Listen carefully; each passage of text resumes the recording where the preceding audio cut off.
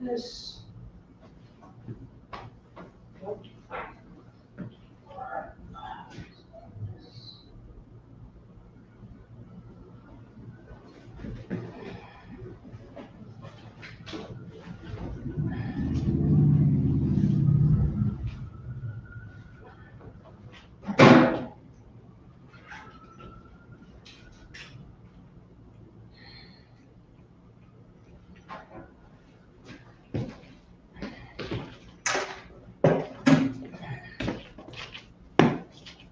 Shalom, Israel.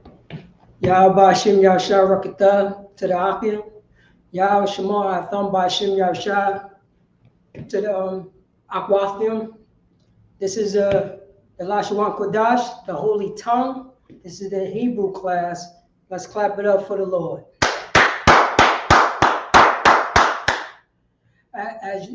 This is Precinct Officer Paratazar out of Yonkers, New York, holding it down for Precinct Officer of 5,000, Hazahab, Officer Hazahab. Right now, I'm holding down until he's ready. So you know how we start. We start with the alphabet and get our brothers and sisters familiar with the alphabet. You know what I'm saying? We're going to start off. We're going to start off with the ancient Hebrew, and then we're going to go into the Syrian. So right now, I'm going to start this.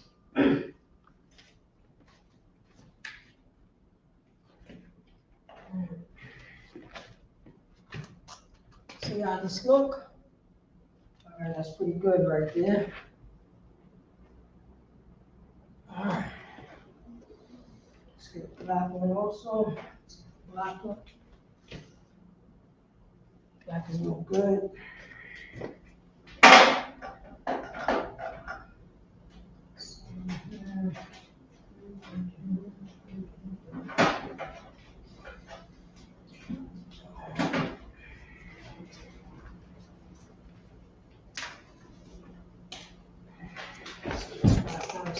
Look.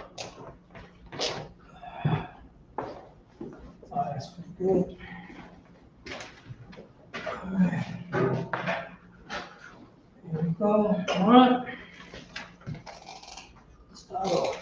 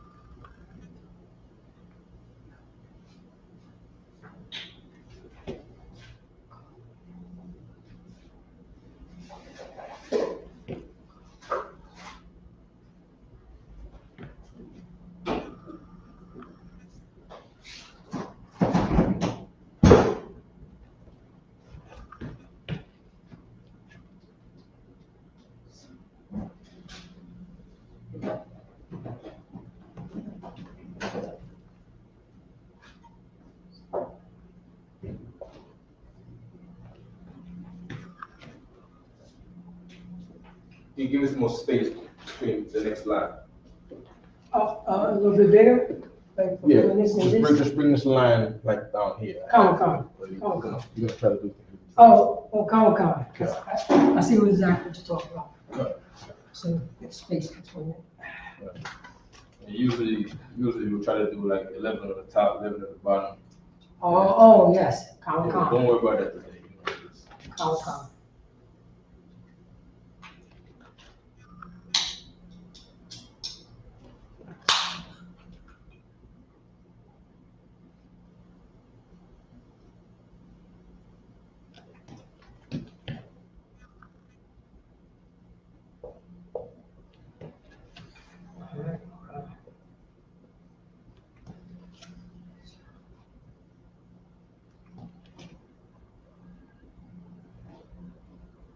All right, I'm gonna look online.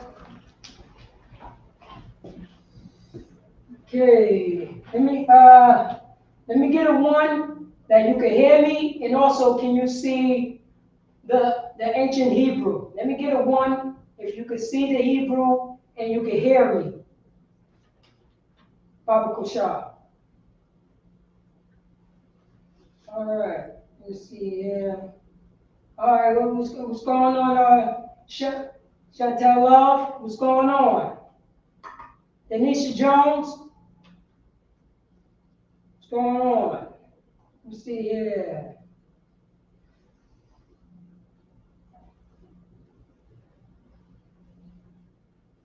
Captain Jones, what's going on?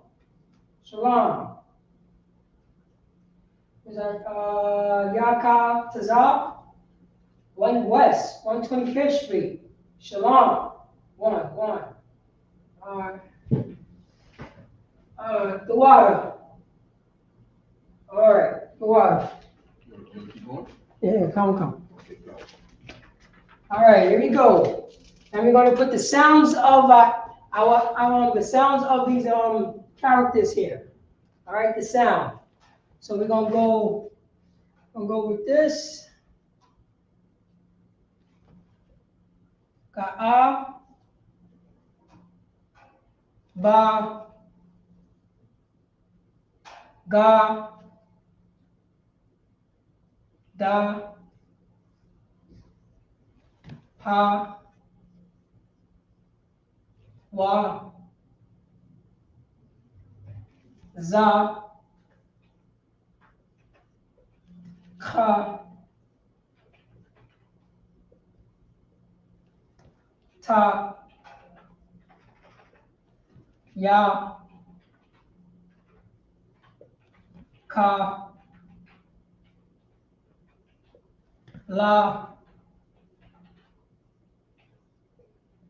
ma, na, sa, I, pa, za, kwa, ra, sha, ta. All right, this is it right here. I'm gonna give you a minute to write it down, look at it, so you get familiar with the characters. This is also, this is all for the brothers and sisters who started off at the beginning. So it looked way unfamiliar, but this is the sounds right here, and I'm gonna go through it with you. So I'm gonna give you a minute. I'm gonna give you a minute to look at the characters, get familiar with it. All right, and I'm gonna do the rundown of the sounds. Now here we go. First one, this is a little system that I do, so you get the rhythm of that. You can say it by yourself. All right, so we're gonna say a, ba, ga, da, ha, wa, za, ka, ta, na, ka, la, ma, na, sa, I, pa, za, kwa, ra, sha, ta. You got it? We're going to go through it one more time. Here we go. A, ba, ga, da, ha, wa, za, ka, ta, na, ka, la, ma, na, sa, I, pa, za, kwa, ra, sha, ta. You got it? Nice little rhythm. Here you go. I'll give you a minute. Write it down. Then we're going to change to the Syrian. We're going to change it to the Syrian. All right. You got it? I'm about to erase it. Don't erase it. I'm going to erase it. Put the Syrian on. You want to put this here like in between or something like that. You got roll right there in between. Yeah, this row right here. Yeah, you could put the Syrian there, and then you could put the rest of the Syrian from side to top, underneath the English letter that day.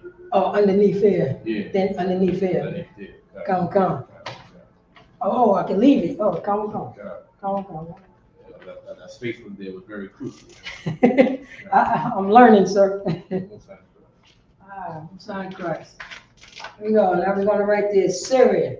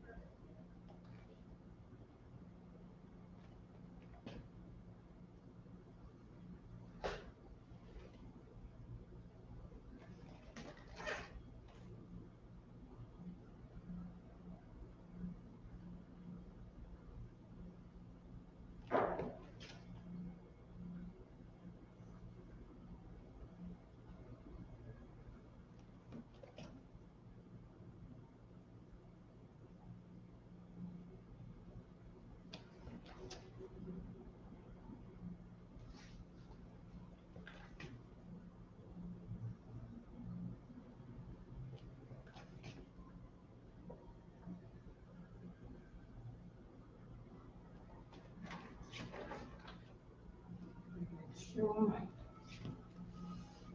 This one.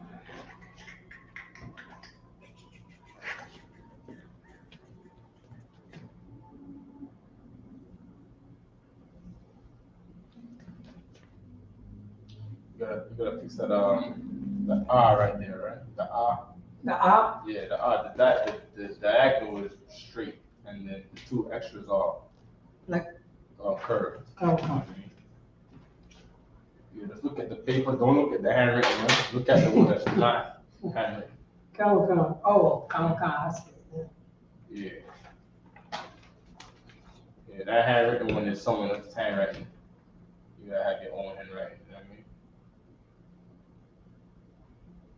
Yeah, bring it around like a little semicircle, like kind of thing. Yeah, there you go. Yeah, that's the other way. That's how you do it. Come. Yeah. Okay. Make them edges touch too. All of the corners. Yeah, make them touch. No, not yeah. But just the other end. Oh, this one right here. Yeah. Come. Because you gotta read it. And, you know. Yeah, let me get- Yeah. That's good right there. And that za too. That za needs to be the top of the za. The bottom needs to be more straight, and the top of the za gonna be more like also semicircle, but touching the top of that thing right there. Come. I think I know what you're talking about. Yeah.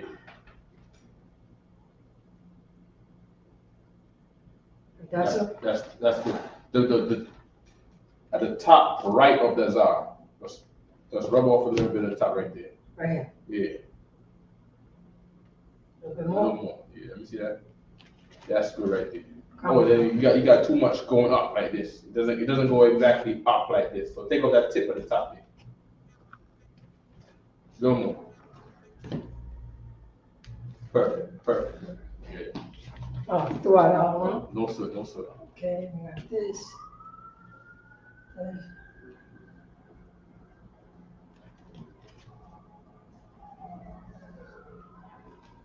Yeah, everything else is perfect.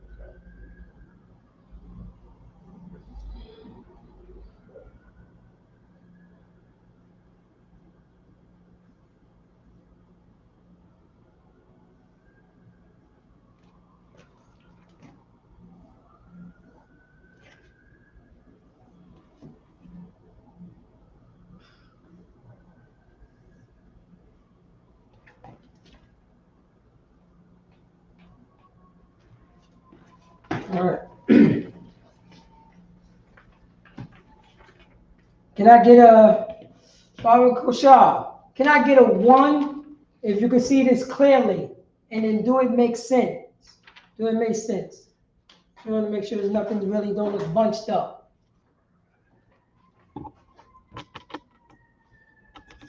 Oops, Josh. Let's go all the way up. All the way up. Okay. You can keep going. You can. Oh, come on. So right now, I know if you see the ka, the ma, separate. This right here. This is important.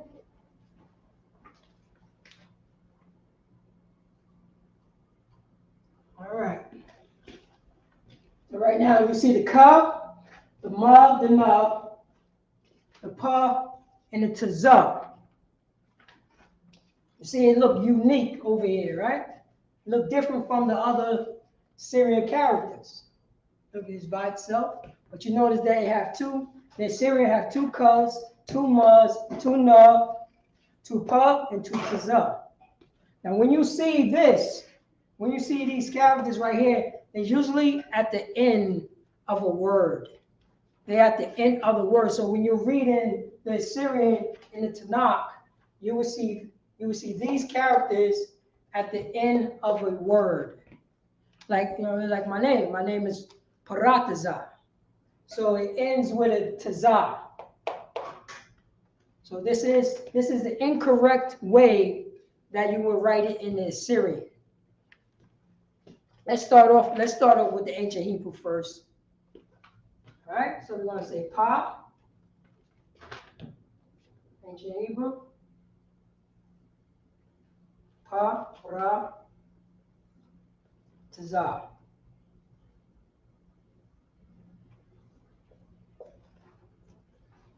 When you get a chance, you can get to the Feast of First Fruits, right? The Feast of First Fruits? Feast of First Fruits. Oh, okay. Feast of First Fruits, right? Come. You got 2 minutes now. Oh, come. So this is the ancient way, how you write my name? Pa-ra-tazah.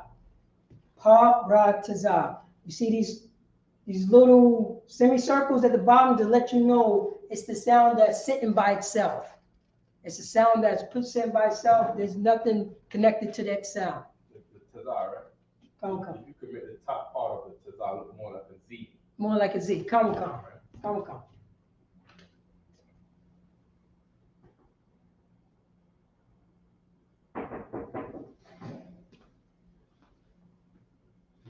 Give the okay, no sweat. Oh crap, right? Okay. As first as I was breaking on his name over here, Paratazah in the Hebrew is the word which means breakthrough. Right? Breakthrough. Right? And this is something that we all need to do. Of course, we're going to come into the truth with all of our various difficulties. A lot of us have suffered various traumas in your life. A lot of us have been exposed to some of the silly doctrines of man in the earth. And we have to break out of that and break through the thing that's trying to hold us in that world, all right? Also, don't forget, any questions you have online, please put them in the chat, YouTube chat, Paratazah. Right, hold on, let me fix this right here.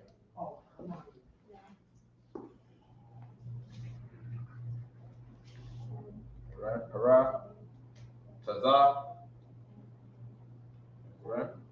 As you know, we have the pa here, pa, ra, and the tazah. Right? The tazah, right? Like that, right? Good. Okay. Good. So I want to go over the Feast of First Fruits, the Feast of Harvest, the Feast of Weeks. All right.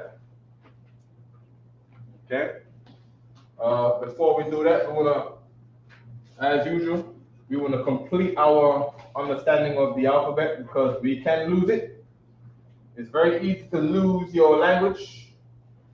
The entire book of, I wouldn't say the entire book, but a strong part of the book, the most memorable part of the book of Nehemiah is about how we was losing our language. All right? And even today, you might see children that come from, they might be Israelites, but they come from another country other than the States, move to the States, and within one generation will forget the language of their mothers or their fathers, all right? Okay, right? So we got A is for Allah, right? Which is the figure of a cow, right? Allah means around the top, right? I'll leave it there, right? Which is a cow. This is a cow. This is the figure of a cow, right? This is the figure of a tent, right? This is the figure of a tent, right? Tent in Hebrew is bayath,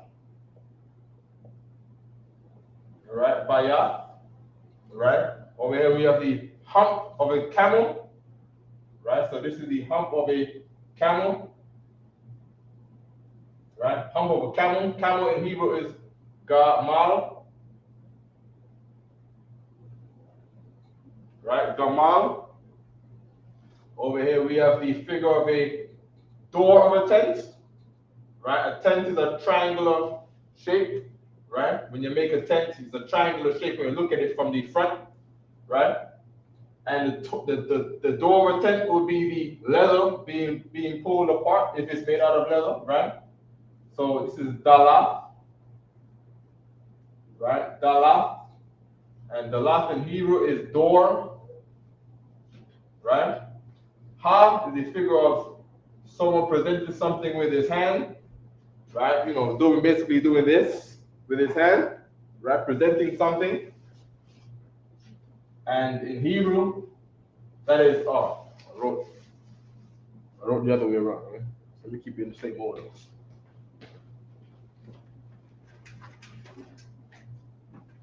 Right, door.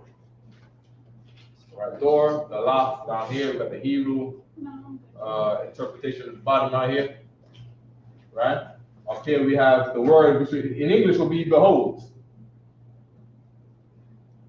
Behold. Very, very, very extremely common word in Hebrew. Behold in the Hebrew is written as hana. Right? In the Hebrew, extremely common word. You're gonna read this everywhere. Everywhere where you read in the scriptures, you might say lo. Lo or look or behold. You're gonna see hana. Right? What else is this? This is a wawa is a fish's hook. All right, a fish hook. Right? In Hebrew, that is wow, right? Wow or wow, right? And then you have za. Za is a weapon. Weapon. Right? A weapon in Hebrew is Zion. Okay. Ka is a figure of a fence. In the Hebrew, kawama. Kawama.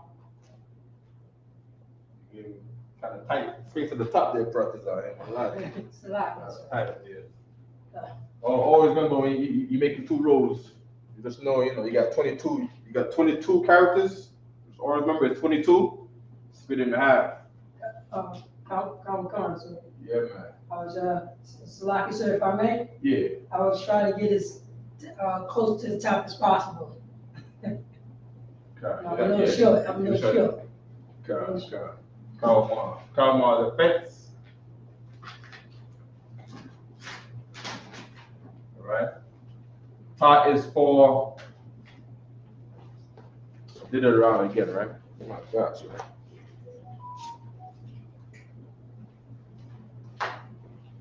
The figure ta, right, is the figure of the bottom of a basket. Your grandmothers was making this in slavery.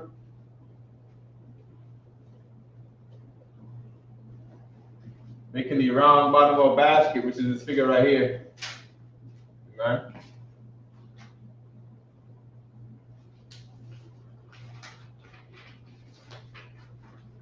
Right?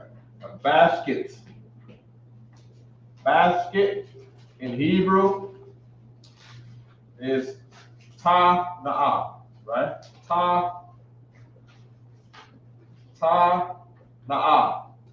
Of course, we see what we're doing here is the sounds that every Hebrew character makes ends up being the first syllable of the word that it comes from. So A is for Allah, Ba is for Bayah, Ga is for Gamal, Da is for Zalat, Ha is for Hana, Wa is for Wow, Za is for Zayan, Ka is for Kauma, and Ta is for Tana'ah. Alright? Ya is the figure of a hand. Right? In the Hebrew, it is Yad. Right? Yad is how you say hand in Hebrew. Then we have here the Ka, which is for the palm of your hand. Palm of your hand. Right? Referring to the roundness of your hand, and then the markings in the middle of your hand. Right? This is the figure. This is that figure. The palm of your hand. And when I was looking it up, the significance of things being in the palm of your hand will be your work. Work cannot be done without the palm of your hands. Work is not done by elbows and knees and joints. Work is done by the palm of your hands. Right? La is for the word la is lamad. Right? Lamad. And lamad in Hebrew means learn. Learn. Right? Of course, you got the word teach. Right? Teach is yara. I think this pen is dying on me. Right? Yara.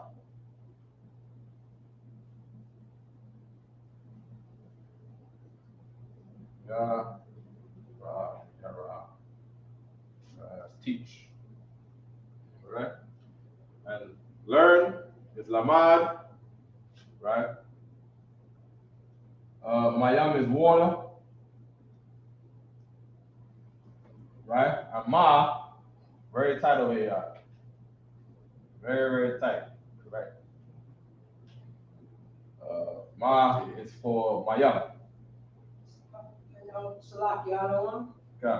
Yeah, we have a question. Okay.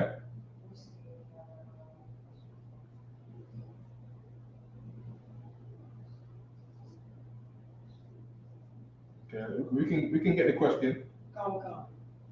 All right. This question was from Egypt to Israel.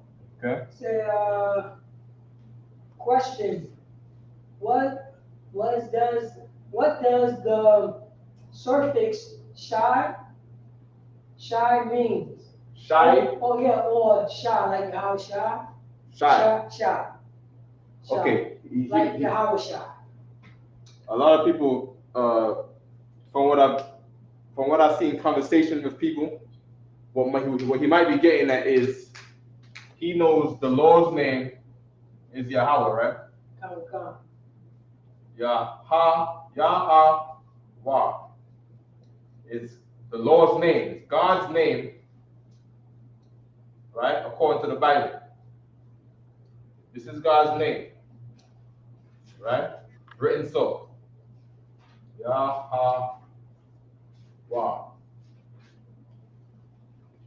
Right? Now, I need a bit of pen, man.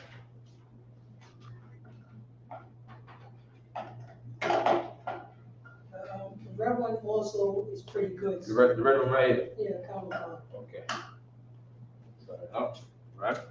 Now, what people in the ignorance, because they know that Yahweh is the Son of God, so they look at Yahweh as God and Yahweh as Son of God, which is wrong. Yahweh's the name, God's name, Yahweh, does not mean God. God in Hebrew, right, is Allah. That's how you say God in Hebrew. Allah. I mean, like so. Allah. Without the H, of course. Right? Allah. Right? And I have to say without the H because then you have Allah with the H based on my observation. Allah is like it's saying these with the H on the end. So there's two Allahs, all right? The one that is God is Allah, right? God is not Yahweh. Now you only see in the King James Version. Okay, let me not get too far off track, right? Breaking down Yahweh's name, right? Shai in itself, which is not part of Yahweh's name, right? Shai by itself, Shai, right? Shai means hour, or a lot of times it'll be referenced to time, right? So it could be a time of fun, hour of fun. You see what I'm saying? You have a name in the Bible called Abishai or Abishai, right? And Abishai means father's joy. But when you break it down, father's hour, because when it's your hour, it's the time when you have fun. You see what I'm saying? Yeah, man. When it's, we got our holy days. And I mean, those are holy days sanctified by the Most High. But all your time doesn't go to your crops and your sheep and your TV and your PlayStation 4. It goes to talking about the things that the Lord did for us. Those are the Lord's hours. You see what I'm saying? Yeah. You know what I mean? Right? So Shai means hour by itself. That's what he asked. He asked about what does the Shai mean? Shai means hour. All right? Now, Yahweh Shai's name, right? Number one, Yahweh Shai, which is what the name Yahweh Shai consists of, right? Is deliverer, savior, right? Savior or deliverer, right? Because a deliverer delivers his people from trouble. A savior saves his people from trouble, right? Let's put it in the wrong.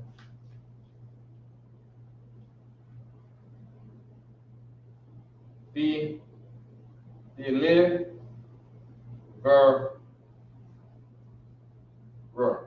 right? Deliverer, right? That's Hawashai, right? Also rooted in the word Yeshai, right? It's the same thing as how you get the word Yeshaya, right? These names are the same basis. And then, of course, just like any blended name, Yah at the beginning of a word means he. All right? So he's looking at the suffix when there's no suffix for Shai. There's no suffix that says Shai. There's none. That's not in the rule as a suffix. Shai as a suffix. Of course, these are names, so names might consist of a prefix or a suffix. By prefix and suffix, he means prefix being prepositions, suffix being possessives. Shai is not a possessive. It's not a suffix. All right, it does not fall in. It does not fall in the list of suffixes. So I guess before we go to the breakdown of the feast of first fruits, feast of harvest, feast of weeks, we're gonna go into suffixes. It's a good thing to always go over, right? Okay. So give you a chance to write down what's on the board. I'm gonna erase the top, right? How far you got? You doing that again? You do that a week.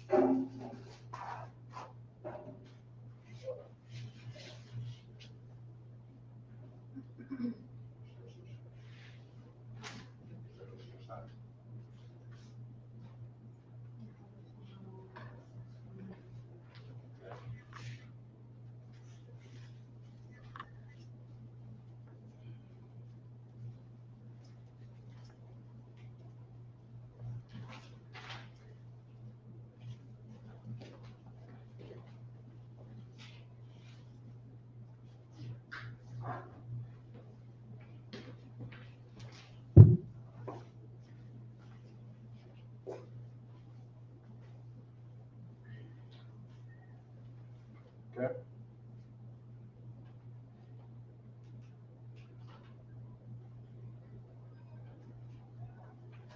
Oh, we didn't go over the ones at the bottom over here, right?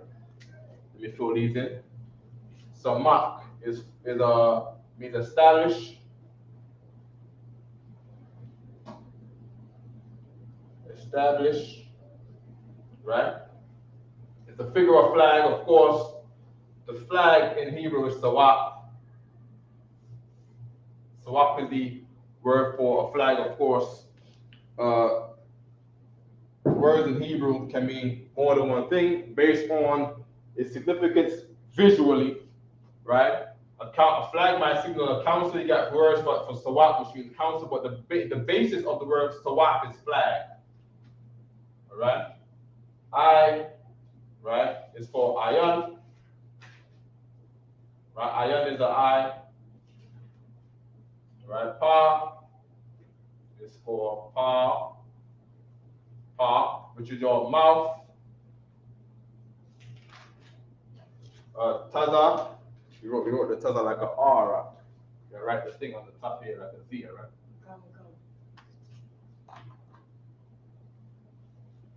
Where's the black? Uniform.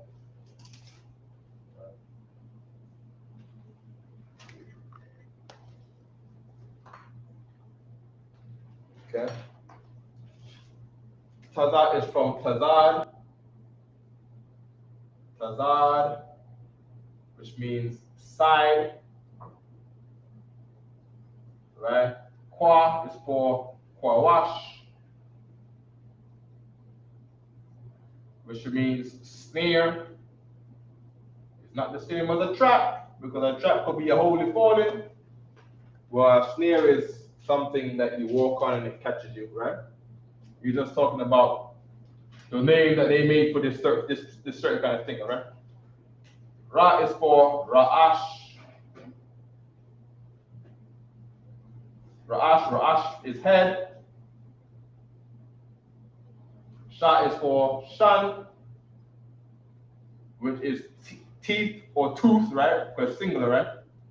Tooth. And then Tha is for Thou, which is mark, like the mark of the Most High in Ezekiel, the mark of the beast in Revelation. Mark is Thou, right? And of course, just like we said before, in all of these words in the Hebrew, the figure was known to be marked verbally by the first syllable of that word that the figure came from, all right? So, of course, for samak, a figure of a flag which is used to establish a place. The white man establishes dominion on the moon. You put the flag on the moon to say he established dominion on this side of the moon with a flag. And the Hebrew word for establish is samak. So samak, you see this right here? Sa. I, your physical eye, right? In Hebrew is ayan. The first syllable of ayan is I. That's how you get I, right? Pa is your mouth. The first syllable of pa ha, right, is pa, right? And the figure is a figure of your mouth. Taza, the same thing, right? As long as these are one syllable, you took the first syllable of the word tazad, right? Tazad means side. The first syllable of tazad is tazah, right? Which is the figure of a man on his side, lying down. Initially, it was written like this, where a man is lying on his side with his leg out. That's what people do when they lie on their side, right? That's how it was written in the beginning. Over time, of course, language got more convenient, all right? Whether it's our language or the others. Kwa, the first syllable of kwawash is kwa. Kwawash, the figures of a snare. The first syllable of ra'ash, right? Ra'ash is your head. The first syllable of ra'ash is ra. The first syllable of the word shan, which means tooth, is sha. Shanna, right? The first syllable is sha. It's a figure of tooth, sharp front teeth. All right, of course, the last one, thou, thou. As you know, you drop off the ah after when the first and the second character is connected. You got the da, and you got the wa, right? Right? Connected like this, you'll drop the, of course, it's the wa, right? If the word is connected, you drop the ah off of the wa, and you're left with the wa sound. So we got thou, thou, thou, all right? Thou. It's not to, right? I know we're in America. I know we're used to working our mouths the American way, you know what I mean, and creating different vowel sounds with the, you know, that's not what we're doing. I know we're in a heathen language. We speak a heathen language, right? Da, remains the same, and then you got the wa sound. So we got da, wa, thou, thou. All right, that's how you say mark. Okay, good. Okay. Now we want to get down with what is called the possessives. The possessives. Possessives. All right. Someone should to make sure I'm spelling possessives correct in the English, please. Is out. There's two S's here, I'm not sure. Something is telling me I got an extra S there. All right. So another scripture says to be temperate in all things. And possessives is what in the white man's academic world of language, he would call this a suffix. We don't call this a suffix. Suffix takes away from what it is. When you say stuff like suffix, then you can be led to think that something that's not a possessive can be a suffix. You see what I'm saying? So we don't call it a suffix. Right? Anybody who's really knows Hebrew culture, knows Israelite culture, we don't go by the word suffix ever, because that is very English to do, and we're not Englishmen. Right? We're not Americans. I don't care if you're born from New York to California to Idaho to Florida to Nebraska to Omaha, Nebraska, right? You are not an American because you was carried as slaves. It's not your culture. Go ahead, Pratizan. It's Tua. It's Tua. What's Tua? The spelling. Spelling, most of correct, right? Okay. All possessives. We're gonna start in alphabetical order, right? So we got is a possessive, a suffix. Can you write the end of a word? No. Right? What about ba? Is ba a possessive? A possessive at the end of a word? Oh no. Wrong. Kakan, you're correct. We do not write ba at the end of a word. What about ga? Right? Is ga a possessive? No, ga is not a possessive. What about da? Is da a possessive? Okay, for what? For do. Wrong. Da is a, I get what you're going, da is a preposition. Right? What the white man will call a prefix. Right? For do. Right? So for that, you are correct about what you're saying, but it's not a possessive. All right? No problem. What's after da? Abagada. Ha. Is ha a possessive? How do you know? Because I took the lid off my pen. Ha is a possessive. A possessive for what, though? It sounds just like what it says in English. If you say ha, what am I saying? In your black language, in your black Ebonics dialect, if I say ha, what am I saying in English? Ha. Her. There you go. Give right. There you go. That's right. All right. I know there's not a lot of Teddy. You clap it up for the sister. She got it right. And there you go. ha is her as a possessive. All right? What's after ha? Wait, I'm confused. Abagada. No. Ha. Ha is a possessive because it's referring to her. No. Hebrews first. Right? So it's not because of what her is. Her came from ha. All right? Because ha is within the language that was in the roots. So everything today, right, is going back to its roots. All right? That's what our job is. Our job is to look for the old path. You see what I'm saying? And I don't care what it is. If I can make you remember it, I'm teaching it.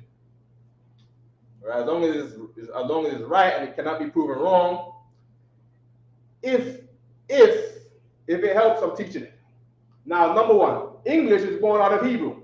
That's a fact. Right? English is born out of Hebrew. All right? The Lord cast us out into the nations and made many nations of ourselves. So the Israelites grew up in the Holy Roman Empire, and in the Holy Roman Empire went out and conquered Europe, right? And built the Holy Roman Empires of England and Scotland and France and Germany and Spain and Portugal, right? All the way up to Russia, right? And along the way, right, we was developing our own languages out of the Latin there. You see what I'm saying? So of course the Roman evolved the Latin, and the Latin, with the Israelites being divided by the Most High into many nations, so you can understand each other because you're against the Lord, being Christians, right? Now you speak all these different things. You see what I'm saying? Now you're Latin, you united in being a Roman, a Roman citizen, right? Trying to do your best to be with the Lord, right? Making mistakes and failures all the way. And you get divided by the Lord because the Lord always divides sinners against themselves. You should go one way against the enemy and flee seven. See what I'm saying? So you go against the enemy, right, together, and you're going to leave in 7 different languages: English, Spanish, Portuguese, French, German, Russian, what else is there? Whatever there is, right? Whatever is, what's the Gaelic? Right, or one of them weird European languages, right? Okay, right? And they came out of the curses of the Israelites. Okay. The slave master, the Caucasian man, the European man, the Edomite, right? He was made to just take someone else's culture. So whatever millions of languages he's speaking, he took it from someone else. He's not a developer of languages. He's not a developer of anything other than murder. Right? Okay, good. But after ha, we have abagada ha, wa. Is wa a possessive? Wa.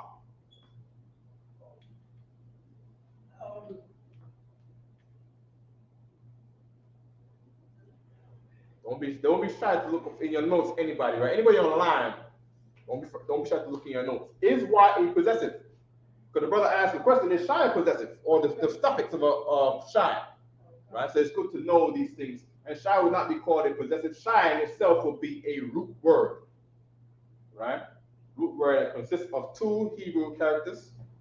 And root words usually and always consist of either 2 or 3 Hebrew characters, right? Okay. We have wa, which is the possessive to say the opposite of her, which is him or his. Right? Good, right? So we got time going against us. So we're gonna try to move on, little sister. We got 8 o'clock on the clock. All right? Abagada ha wa za. Is za a possessive? No. Come on, very good. Right? Abagada ha wa za. Ka. Is ka a possessive? No. Very good. Abagada ha wa za. Ka ta. Is ta a possessive? It's not. Very good. Abagada hawaza kata ya. Is ya a possessive?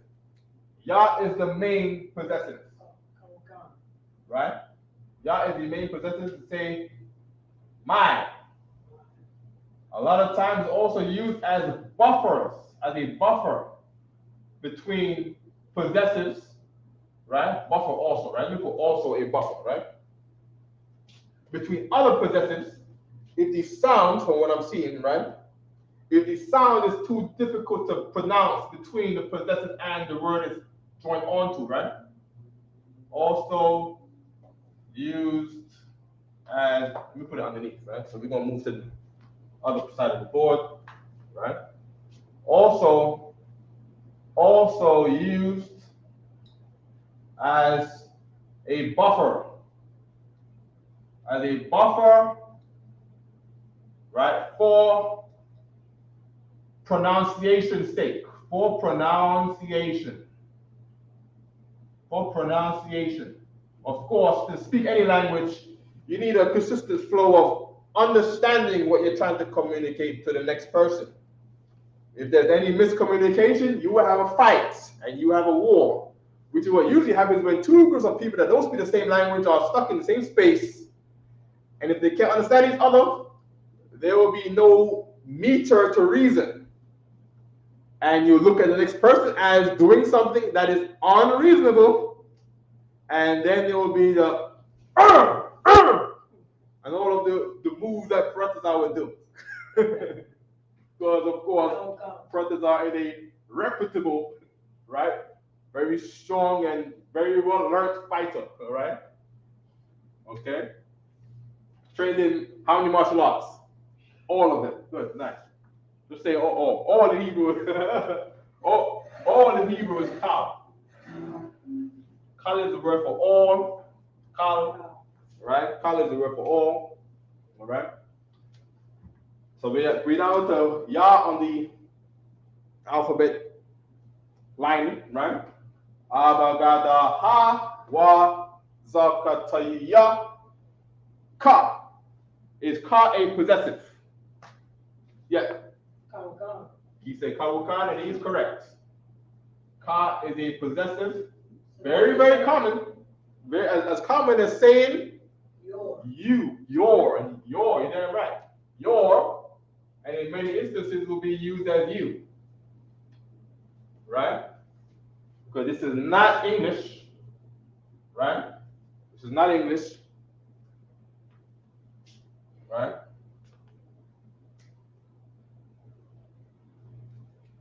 Just think of a child trying to learn a language, and he might not know English very good, and you give him a book, and you say, this is your book, and you say, no, this, you book, to you, you book. Or even someone who's not from here, his language is another language, and he learned the base of English, he knows about me and you, or I and you. So anything that belongs, anything that's yours, he would have say you. Right? And that's what we got going on in Hebrew here. Ka is your and you. All right? As this is exercised in the brothers and sisters of the 12 tribes who do not speak actively good, perfect American, royal, elegant, regal American English. All right? So you go to other places where you speak Spanish or English that is not highly regulated by the slave master. You're going to get people who say things as you for your. You go to a Spanish country, and anything that's yours, they will just say tú, right? Tú, right? We got a Spanish speaker in the room, Hamania, right? And if to say something is yours, they'll just say tú in Spanish. But when you go to Spain, saying something is yours, to say tú, which really means you, right, is incorrect according to perfect, good Spaniard Spanish, where they instead of saying tú, they require you to say su, right? Su, which is yours in Spanish, right? Of course, we don't have that kind of build in Hebrew. Ka is you, right? Ka is your and you, right? So it'd be good to just say that this is talking about you, right? And now this goes for all across the board. Ha, her, is she. Right? Wa is he. Right? Ya, in many instances, can mean I. Right? Can mean I. Okay? Okay, let me not confuse you with that part. Let me not confuse that part. Only because we have the preposition are. Right? I don't, so just keep ya in mind. Alright? Right? But for all the other instances, make sure you remember these because you are going to see that in a lot of places.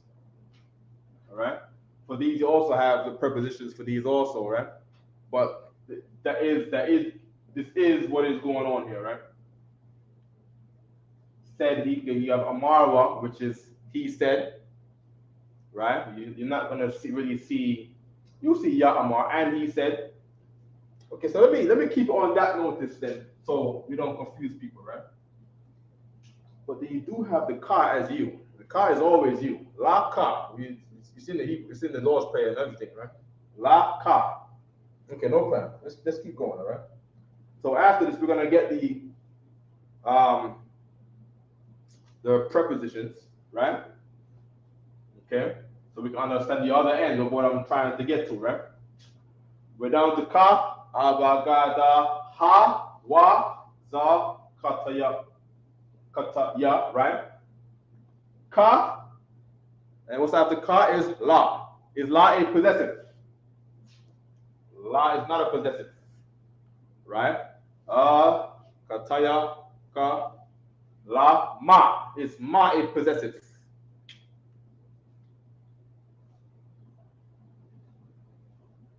Is ma a possessive?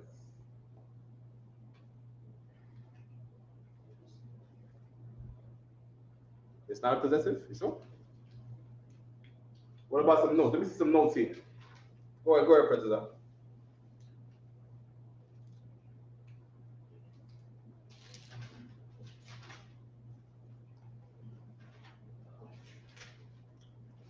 I'm not gonna lie to you. I can't remember. I think ma was there and I think na was there. Right? We have the words for there, right? But you have hum. Right? Let me double check. All right, let me double check. Now, the reason why, okay, I can't remember this in particular because you won't see ma consistently as a possessive. All right? And it might be good to stay on the ones that we consistently see.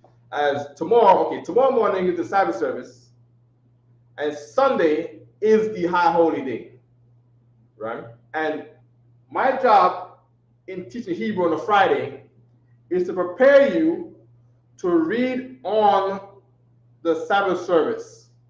And there's going to be a Sabbath service on every high holy day, right? So the curriculum that I have to come up with will be one that helps you to properly interpret the things that you will see when you're reading the Torah and the Tanakh on the Sabbath days, including the high holy days, when you got to actively read the Hebrew. So in my notes, ma is a possessive, but I want to not write that, and I want to go to the ones that we actively need, right? So we got la, ma, and na, right? And we got sa. Is sa a possessive? Sa is not a possessive, right? What about I? Well, we got now we know to the ones that we got on board. I is not a possessive. Pa is not a possessive. Tazai is not a possessive, right? I don't think we have any possessives left, right? Other than the one that consists of two syllables, right? Or two Hebrew characters, right? So let me get to those. Besides come, we got come. We got come, and then we got kan. Right? Do we know what come and kan is? I'll give you a clue. It's related. Well, go on. Slaki, so if I may, Yeah. obviously, con is yes. Well, kan is yes. Okay, let me let's get some more room on the board, right? Con is yes. Con could be other things. When you read thus saith the Lord, right? Or it was thus the Lord dealt with them, right? Con is written as thus, thus. All right. Con is also written as yes, right? But now we're talking about possessives. When you say con out of one con, you're not saying a possessive. All right. Now it's very important to why the curriculum of UPK calls these possessives, because they denote a person that you're referring to, and the thing that might belong to a person, whether the thing that's belonging to that person is even a speech. You see what I'm saying? Who said that? Whose speech was that? Was that your speech or his speech? Possessives. All right? Was that your thought or his thought? Possessive. So you don't even gotta be a thing. But possessives come into play all the time. You know what I mean?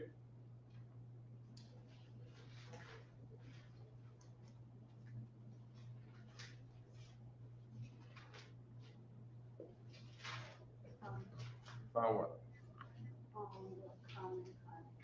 Oh, okay. Y'all. Oh, okay, you're absolutely right. Your sister got it right. Come is y'all. There you go. Not even y'all is not provided in English. Y'all is bad English in English. You go to school and say you write y'all on your English right literature essay, you're getting bad marks for using this bad nigger kind of language on your test. You see what I'm saying? On your, you get a down mark for that. Or mark down, right? That's what they say in English, right? Mark down. You see what I'm saying? He was reading your paper like, yeah, it's really good. But they get an A plus, oops, y'all, oops, B minus. You know what I mean? Now, y'all is for the masculine, and by masculine, right? Don't think of the oppressor's way of saying masculine, right? Think of rank order, meaning there could be men and women in the room, but of course their reference is going to go to the higher rank by gender. So a mixed crowd is also come to say y'all, come, right? And then you have con, which is y'all also, right? Y'all, but exclusively for the female, right? For feminine, right? I mean, there's only women in the room, con. Right? So I'm talking to only women, right? That's con. Now, besides that, you got ham and you got han. Do we remember what ham and han is? Right? These are possessive, meaning what? When you're reading this, right, you're only gonna see any of these to mean these, right? When it's written behind the word. So I'm gonna write a little dash here to say this is attached to a word, right? Attached to the behind of a word, so there'll be a word in front of any of these to make it illegible to be referred to as a possessive. Okay? Han and han, what are they? Oh, cheating.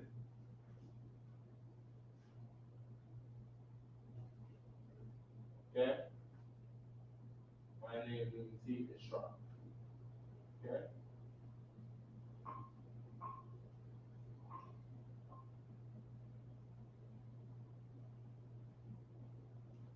Okay. Oh, by the way, brother, right? The brother wrote on about Yahweh and Yahweh Shai as son of the Most High. Son in Hebrew is ban, right? That's how you write son in Hebrew, right? Son in Hebrew is ban, so Yahweh Shai doesn't break down as son of the Most High. When Yahweh Shai was given his name, right? Just like anyone, when anyone's given a name, there's a breakdown of what that name means. When Yahushua was being born, his name was not Son of God. That's not the breakdown of his name. Right? Who else is named Yahushua? Joshua in the Old Testament from the tribe of Ephraim, who was the leader of Israel, right? And he was never called King Joshua, right? But he was the leader of Israel in his day, just like Commander Jehoiada is the leader of Israel today, and Commander Jehoiada is not the king, but he's the leader of Israel. Yeah, Joshua in the Old Testament was the leader of Israel, and he was not king. He was not called a king. He had the position of a king, as the Israelites wanted the king. But I don't remember anything saying that he was the king of Israel. I don't. It might just be my overlooking or my just not knowing. But I have no reference of Joshua being the king of Israel as saying the king of Israel. You see what I'm saying? But he was the leader, and a king is a leader of a nation, right? And Yahushua is not the king, as Yahushua is the king. Commander Jehoiada is not the king, because Commander Jehoiada will teach you that Yahushua is the king. Okay? There's a precept that says, "Stick of the tongue, not of the heart." All right? Ham means, say it again. There. Very good. Right? There, masculine. Very good. Right? Masculine. There. And what is Han? Han will be there, feminine. Right? Right? With the same rules apply to what I wrote up here. Of course, if it's a mixed crowd, there, right, will be in the masculine because there's men there. Han will be in the feminine because there's no men there. All right?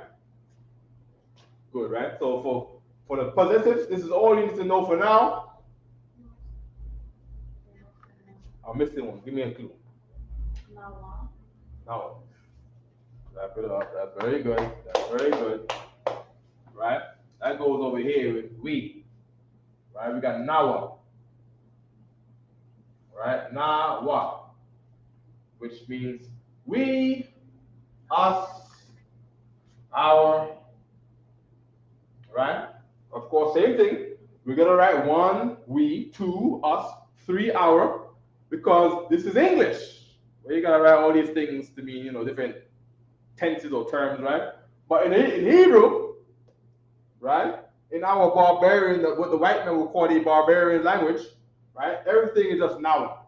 We is nawa. Us, nawa. Ours, nawa. You see what I'm saying? It's kind of like patwa. You know what I mean? Okay. In patwa, they just say we. Us is we. Our is we. You see what I'm saying? Just like that, right? What is it in Spanish?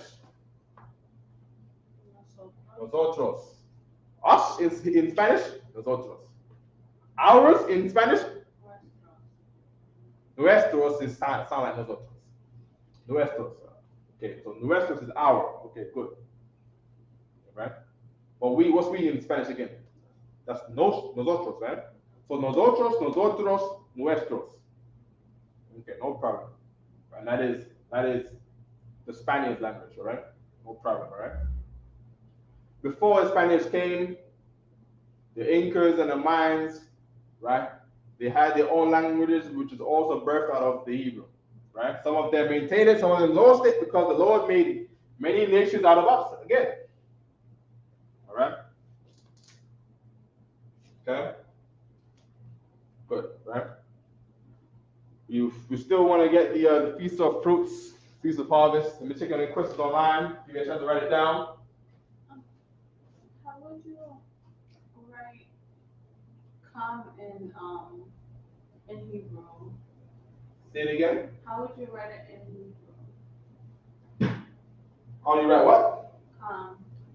Come? Come. Like, how would you write it? Okay. Like, how would it look? Some examples, okay. Hold on.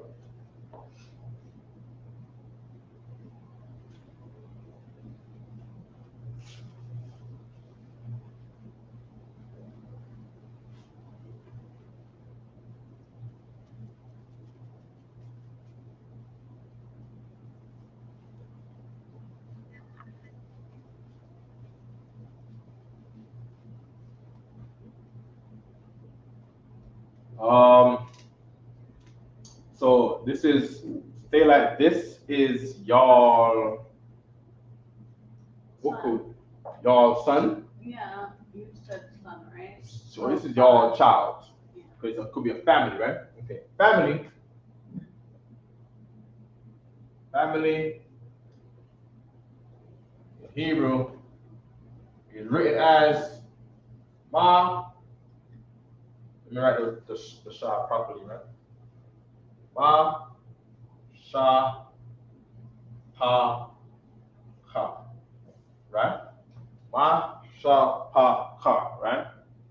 Compound word. You got the Ma at the beginning on top of the Shapak. Right? Do I have time to break it down? Probably not. Right? If you do have time, someone inquire about the breakdown of why there's a Ma in front of the Shapak, then we can get down to the Shapak and break down how our forefathers built up this word to make this mean family, right? I'm going to say as written, Ma, Sha, Pa, Ka, Ma, Sha, Pak, Ma, Sha, Pak, Ma, Sha, Pak, right? To say family, right? Now, I want to say this is y'all family member, right? Okay, well, this is y'all child. Child in Hebrew will be Yalad.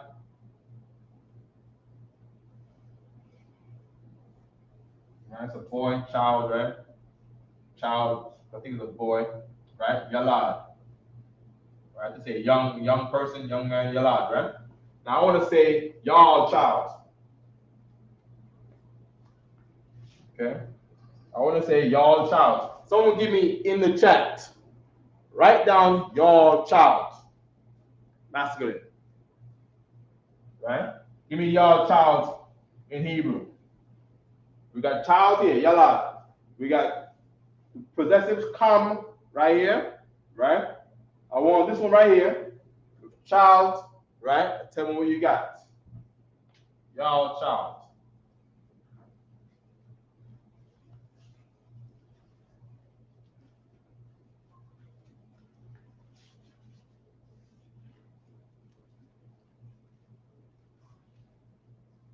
When you go to any country, as I've been explaining earlier with the English, Scripture says there's wisdom in traveling, right? So when you travel to another place, you get to see that the way other people think outside of the country that you are in, their mind's frame is very different. The way they put their words together, or the manner that they put their words together, is different. You know what I mean? The most obvious example, we live in America. We have English speakers here and Spanish speaking people here, right? And in America, you say that's a red car. When you go to a Spanish country, they word things different. They don't say red car, they say car rojo. Carro rojo. All right? Just as an example. All right? So expect to have the same thing in Hebrew, where things are not going to be written in the same manner in sentence structure as you would in English, right? Is it good to try? Yes. Get familiar with vocabulary, right? Right? But just expect when you read the Hebrew, you have to try to pick up the manner of what is being written, right? And try to just get used to just trying to comprehend what you're reading. All right? You're not going to get it all the way, of course not. You're not going to see the manner in the Hebrew and always write it out the same. As even over time, when you read in the Hebrew, the manner of the language changes over time too, because they're different generations, we're exposed to different nations, and we're losing a language, picking it up, losing a language, our children going here and there, and our manner is being changed, right? But you want to, our job in getting our language back in our kingdom is to try our best as we can as to try to get our tradition of speaking back. You see what I'm saying? Which is only going to be given by the Lord. You see what I'm saying? So you're trying to get your language back, and you're a sinner, you might fail somewhere. You might fail. You know what I mean? You You're not gonna get. The Lord is not gonna give you certain things. All right. Okay. We got any answers on the board about a young child or their young child, their child? At the bottom, way to the bottom. It's going to be the most recent. It's the most recent thing I asked. Do we have any attempts? What we got there? Young child, got cop, we got calm. Yeah, yalad. Calm, yalad is wrong. Why? Why is calm yalad wrong?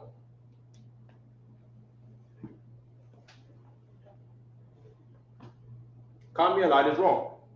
Why is calm yalad wrong? What am I trying to say? Is this? I just explain this. I just explained in English. You would have red car. In Spanish, you have car rojo. You see what I'm saying? Where do possessives always go? Always, no matter what. Always goes to the end of the word. At the end of the word, what was you gonna say? I said after. After the word, at the end of the word, right? So I have to possessive. So all of these up here. All of these up here, right? You're gonna write them after the word. At the end of the word, after the word. So what was the mistake that the brother made here? Slack it, sir. He put the possessive at the beginning of the word. He put the thing that belonged at the end of the word at the front of the word. At the front of the word. He put the possessive at the front of the word when possessives don't belong at the front of the word. Because if I do this with a wa and a ha, that don't mean ha and that don't mean is. Ha as a possessive, as a preposition, right? Ha as a preposition means the. Wa as a preposition means and. Ya as a preposition means he. Ka as a preposition means as or like. You see what I'm saying? So if you put anything at the beginning, you are changing what you are saying. That you're going to have miscommunications, and now someone's going to get punched in the face. Because no one understands each other, and I'm looking at him, and he's talking gibberish. He's never saying anything right. He never said anything to me. He's just yelling at me. I don't know what he's saying. You know what? Yell at me like that. And then he comes back and gets his gun. You see what I'm saying? He goes and gets a knife, and then this one over here getting a gun, and now everybody gonna die because of miscommunication. Miscommunication. Everybody didn't get it. You see what I'm saying? That's why we got counsels, because in counsels now, you have you have a miscommunication. The counsel will have witnesses and judges to hear both sides of the matter, so everyone can state their reasons, and then there is a communication that became effective, right? Okay, so Kamilad is wrong. Do we have any other attempts online, Rataza?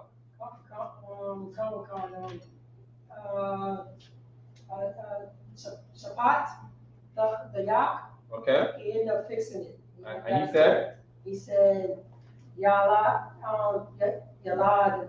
Yalad. Yalad what? Yalad. Say it again. Spell it for me. YALAD. KAM. Good.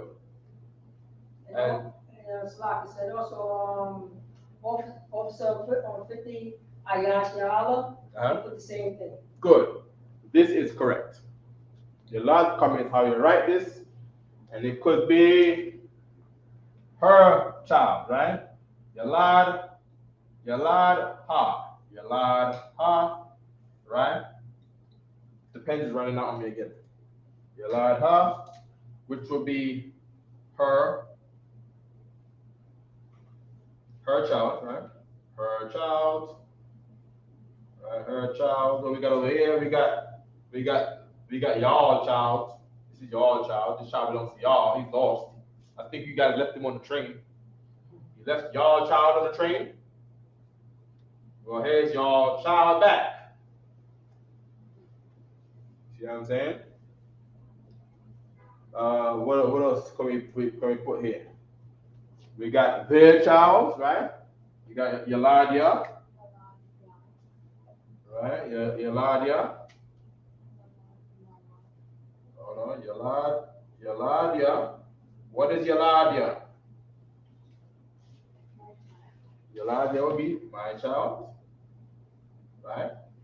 What's the other one you said? Yalad Nawa. Right?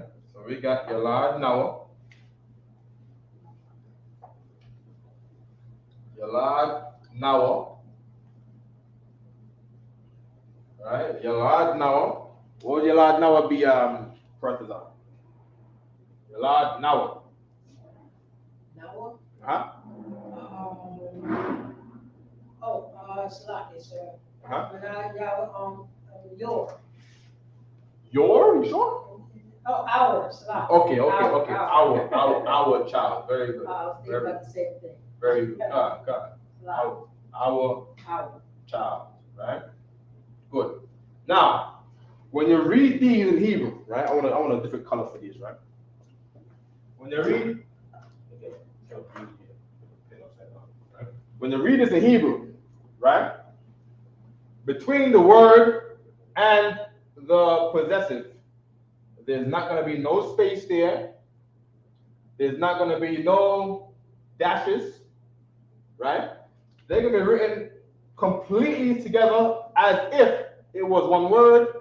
And if you are not trained in Hebrew, you're going to think, oh, this is a long word. Why? Because in English, we have long words. We have words like information, long word, communication, long word, legislation, long word. In English, you can put many words together and be one word. In Hebrew, everything is based off a word that is 2 or 3 Hebrew, for your sake, letters, right?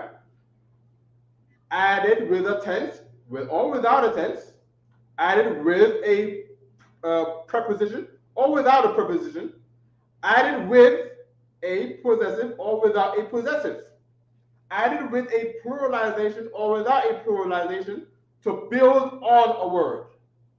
All right? So, of course, I'm going to keep it here as we have to build from here. All right? So we have Yalad. I'm going to write it in the Assyrian Hebrew as that's what we would read, right? Okay? So we have Ya, La, Da. Right? And the Ha. Do I write the Ha over here? Do I put a space with the Ha? I'm writing her child. Oh, go ahead, our child. I'm writing her child. Come. I got to write the Ha though. Come. Do I put the Ha over here? Oh, la. Do I put the Ha over here? La. Do I put the Ha over here? Off the board over here. La. Where would I put the Ha? Next is da. Right next to the Da without a space. Without a space. See what I'm saying? So now when the context says her child, you see what I'm saying? You gotta be very careful to not say Yalada. Because it's not Yalada, this is Yalad Ha. Because we're saying the possessive. But not say Yalada if the context is not Yalada. Now, if you don't know, of course, just do you kind of sound everything out because you don't know what it is. You look at it and be like, Yalada Ha. It's good. You're reading the Hebrew. You're saying, you're sounding out the words. Just like any child would. Just like any young child. You got to say, this is a book. No, we got, hold on. No, X, Q, U, se, se. Someone who don't speak English, I'm going to teach him that. I'm going to say, sound out every sound of the, every letter that's on there. What sound does the N make? Nah. What sound does the O make? Oh. No, oh. No. No, oh. No. Right? Excuses. Sound, can you say excuses? Excuse? No, you don't know? Okay, no problem. Sound out every letter in the word. A, E makes A. X makes a sound. Right? X. Right? Q, U, se, se. Excuses. Right? Something like that, right? And we're like children again, we do the same thing right here. We're doing the exact same thing right here, right? Good. What's the next one? We got Yalad, Ya. Right? Ya. Right? La. Da. Right? Da. And then I gotta write the Ya because Ya means what? What does Ya mean as the possessive? He. No. My. My. Good. Now the Ya, when I write it in the Assyrian, right? In the modern Hebrew, right? Do I write the Ya over here? Oh no. What about here? Do I write it there? No. Where should I write it? Where should I write it? Where's it up? Next to the dot. Right next to the dot. See what I'm saying? Right next to the dot. Right? Yalad, Ya. My child. Right? Now, what about over here? We'll write Ya. Right? La. Da. Come. Right? Is that good? Is that correct? La. La. Oh no, why not? There's no slap is not raising my hand. Yes. There's no dashes. It's all one word. Good, very absolutely right. Very good. What about that? Took away the dash away. Is that good? La. It's not good, you sure? Come. Give my hand. That's right. Stick with the rules. Damn right. Okay, so what do I need to do? Erase it and bring it closer to the dot. Erase it and bring it closer to the dot. Why?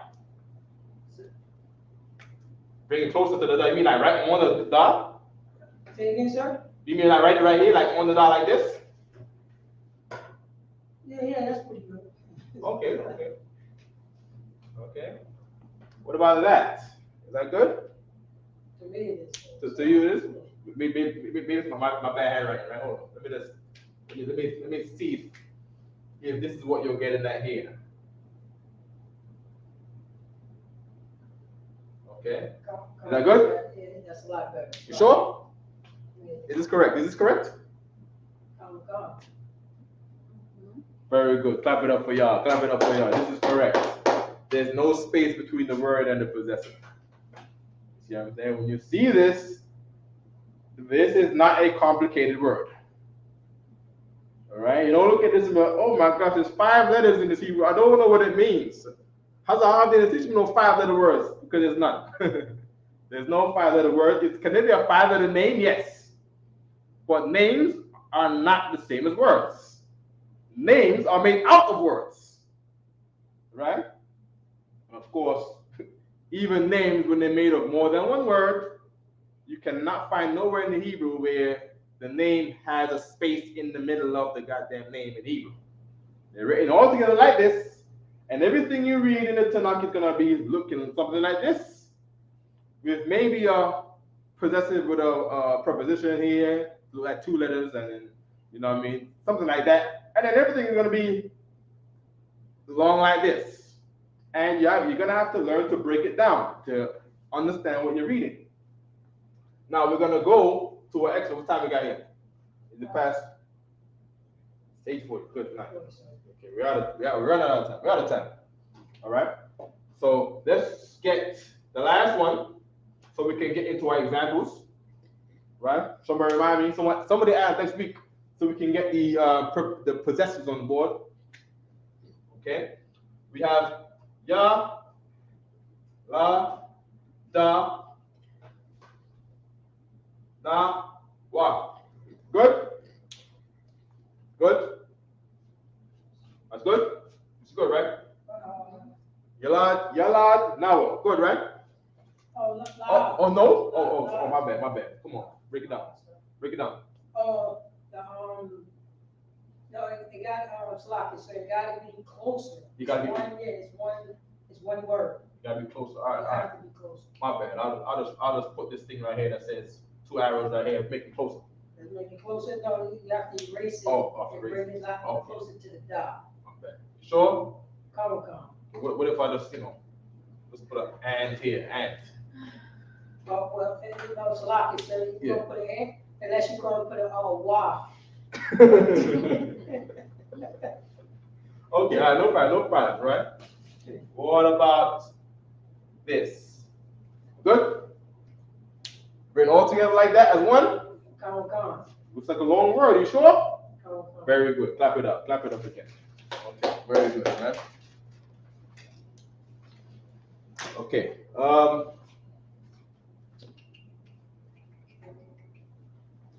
We'll keep this on the board. I'm gonna keep this on the board at the top here. Okay.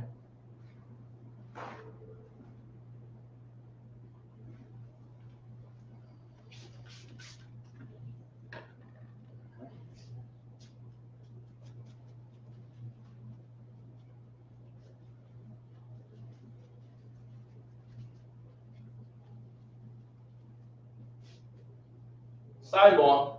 Can someone give me Revelations 2 and 9? 2 and 9. Yeah.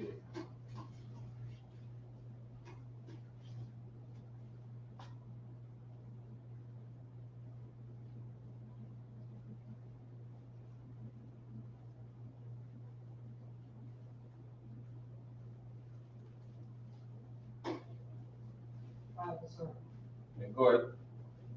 Revelations chapter 2, verse 9. Mm-hmm. I know thy works and tribulation and poverty, but thou art rich. Keep reading. And I know the blasphemy. Is that the same verse or the second or the verse after? That's no, that's still in the same verse. Okay. And what verse is this again? Revelations chapter 2, verse 9. Okay. I know thy blasphemy of them which say they are Jews and are not. Okay. Can you come over here and read that for me, please? Right over here. Come. Mm-hmm. Revelations 2 and 9, right? Come. Right where it said, I know, right? Go ahead. I know thy works and tribulation and poverty, but thou art rich. But thou art rich. You read it. And I know the blasphemy of them which say they are Jews. We've been teaching Hebrews today, right? Right? Hebrew is the language of the Jews. Now, the Lord said He knows them which say they are Jews. The people that say they are Jews and are not. And Jesus Christ, which is the mouthpiece of God, said the people that say they are Jews in 2022, right? Who have been saying that they are Jews in the 1800s and the late 1700s. They who have been saying they are Jews in the Americas are now named Newark. And they got synagogues all over Brooklyn and took over Crown Heights. So people that say they are Jews, they are what? They are not. They are not. Keep reading. But are the synagogue of Satan. And that is, thus saith the Lord. All right? But not the water, right? Almost that correct, right? Now let's go get the, we're going to go to, we don't got a lot of time. All right? We're going to get Exodus 20. I don't want that one. I want the other one.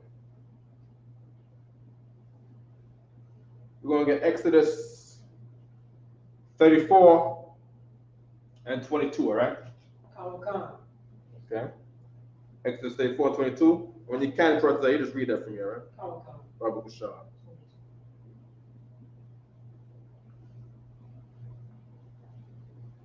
Exodus chapter 34, verse 22. Mm-hmm.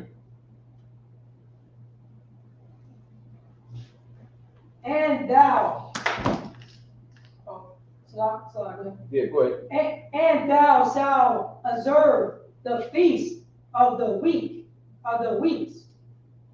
of the first fruits of the wheat harvest, and the feast of in gathering at the year's end. Okay.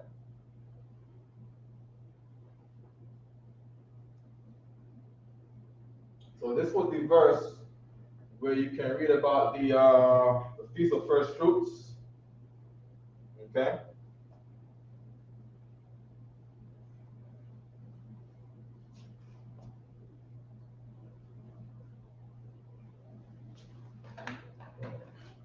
What I want to do is I want to write down the words in Hebrew as I read it in the Tanakh, and I want to break down, right? I want us to be able to interpret what we are reading, right?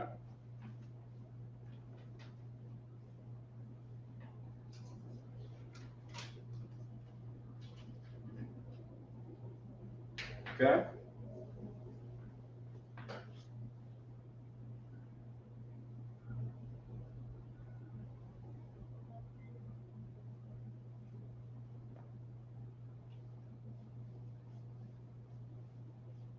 Right, so nice and big so everybody could see what's going on here, right? Okay.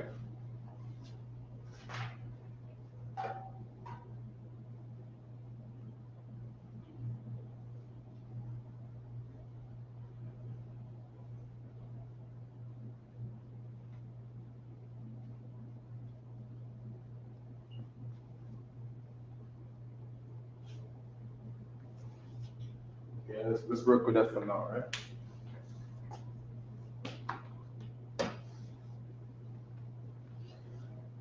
Okay, first of all, can everyone see this, what I wrote on the board online? How's it look on the screen there?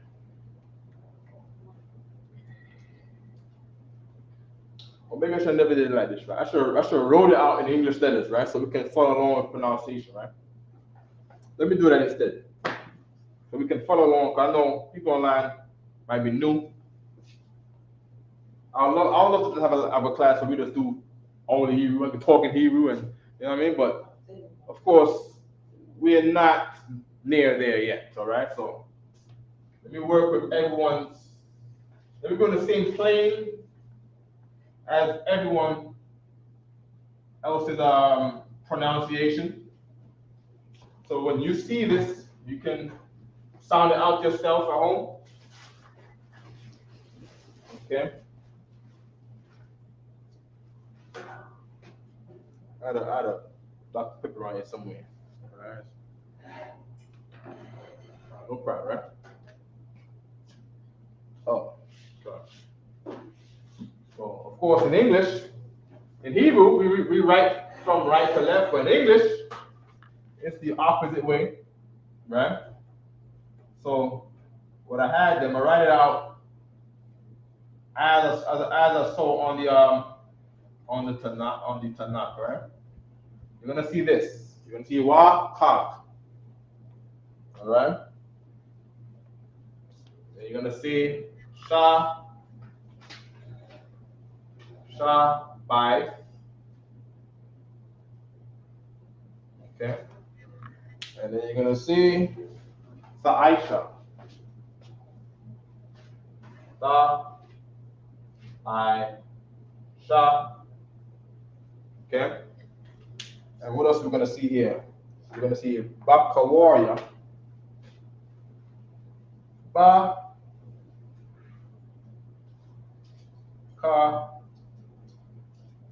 war. Pen is fading on me again. Blue is on. I think blue might be my favorite color. Okay. My favorite color is dying on me. On this pen here. Of course, not in real life. Baka warrior. And then we got Quatazayar. How does the blue look here on their Quatazar? It's good, sir. Most sacrifice. That's a hot tayam.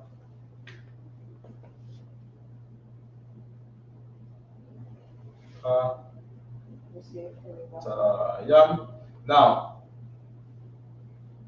if you look at this right here, right, and you cannot make out what this is saying, that is a sign that we have a lot to learn about being an Israelite, including myself, because I don't know what some of this is saying.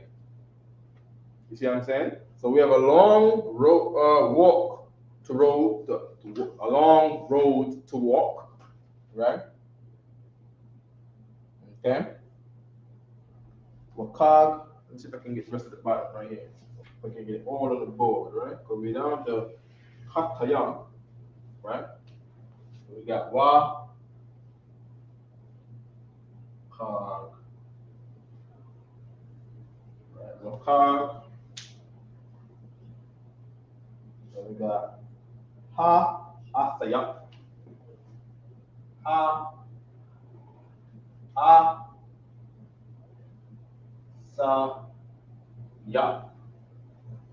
Any questions? Was there any questions before line on Professor? Say that again, sir? Were there any questions that we missed? We're coming to the end of class, our last 10 minutes. For the last 10 minutes? Uh-huh.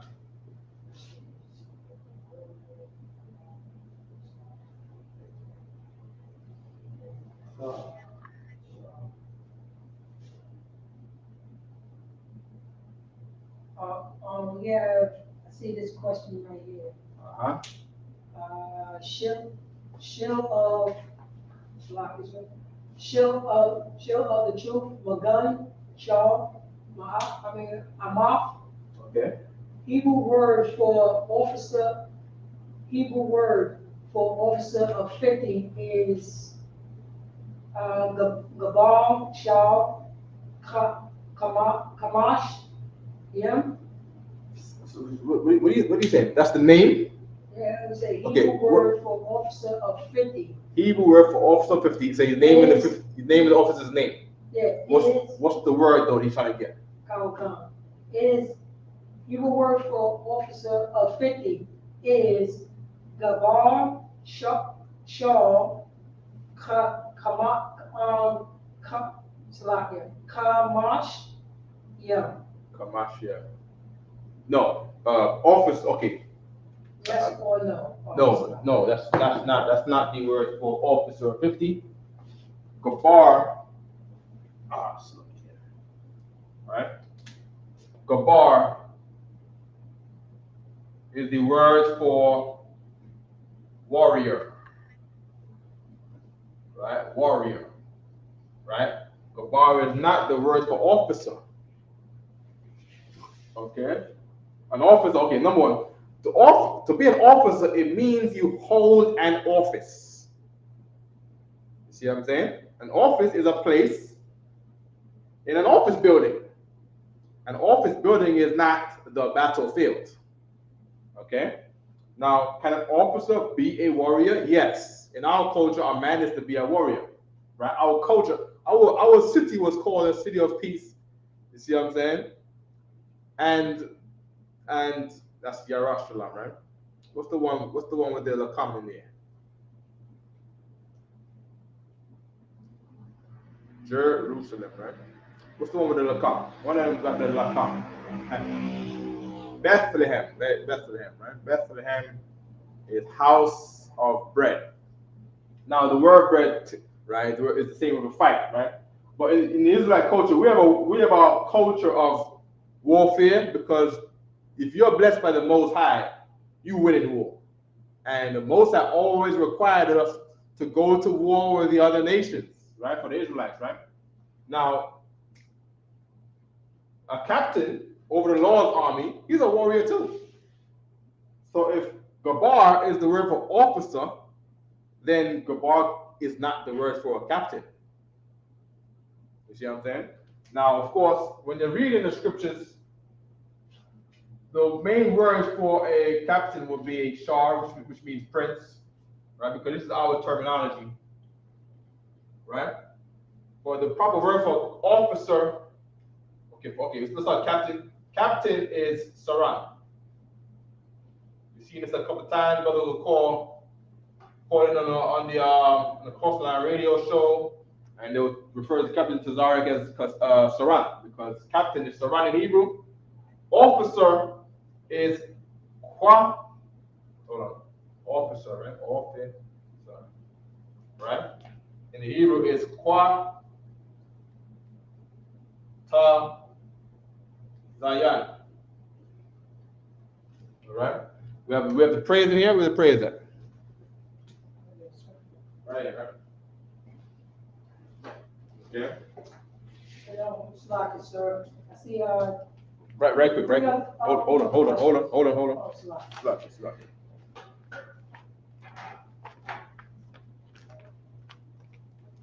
Okay. Everyone knows in every school, right? You have a blessings for the rank structure, right? The prayer is called the blessings, and you're gonna have the names for Commanding Junior Hana, right? Commanding General Johanna, right?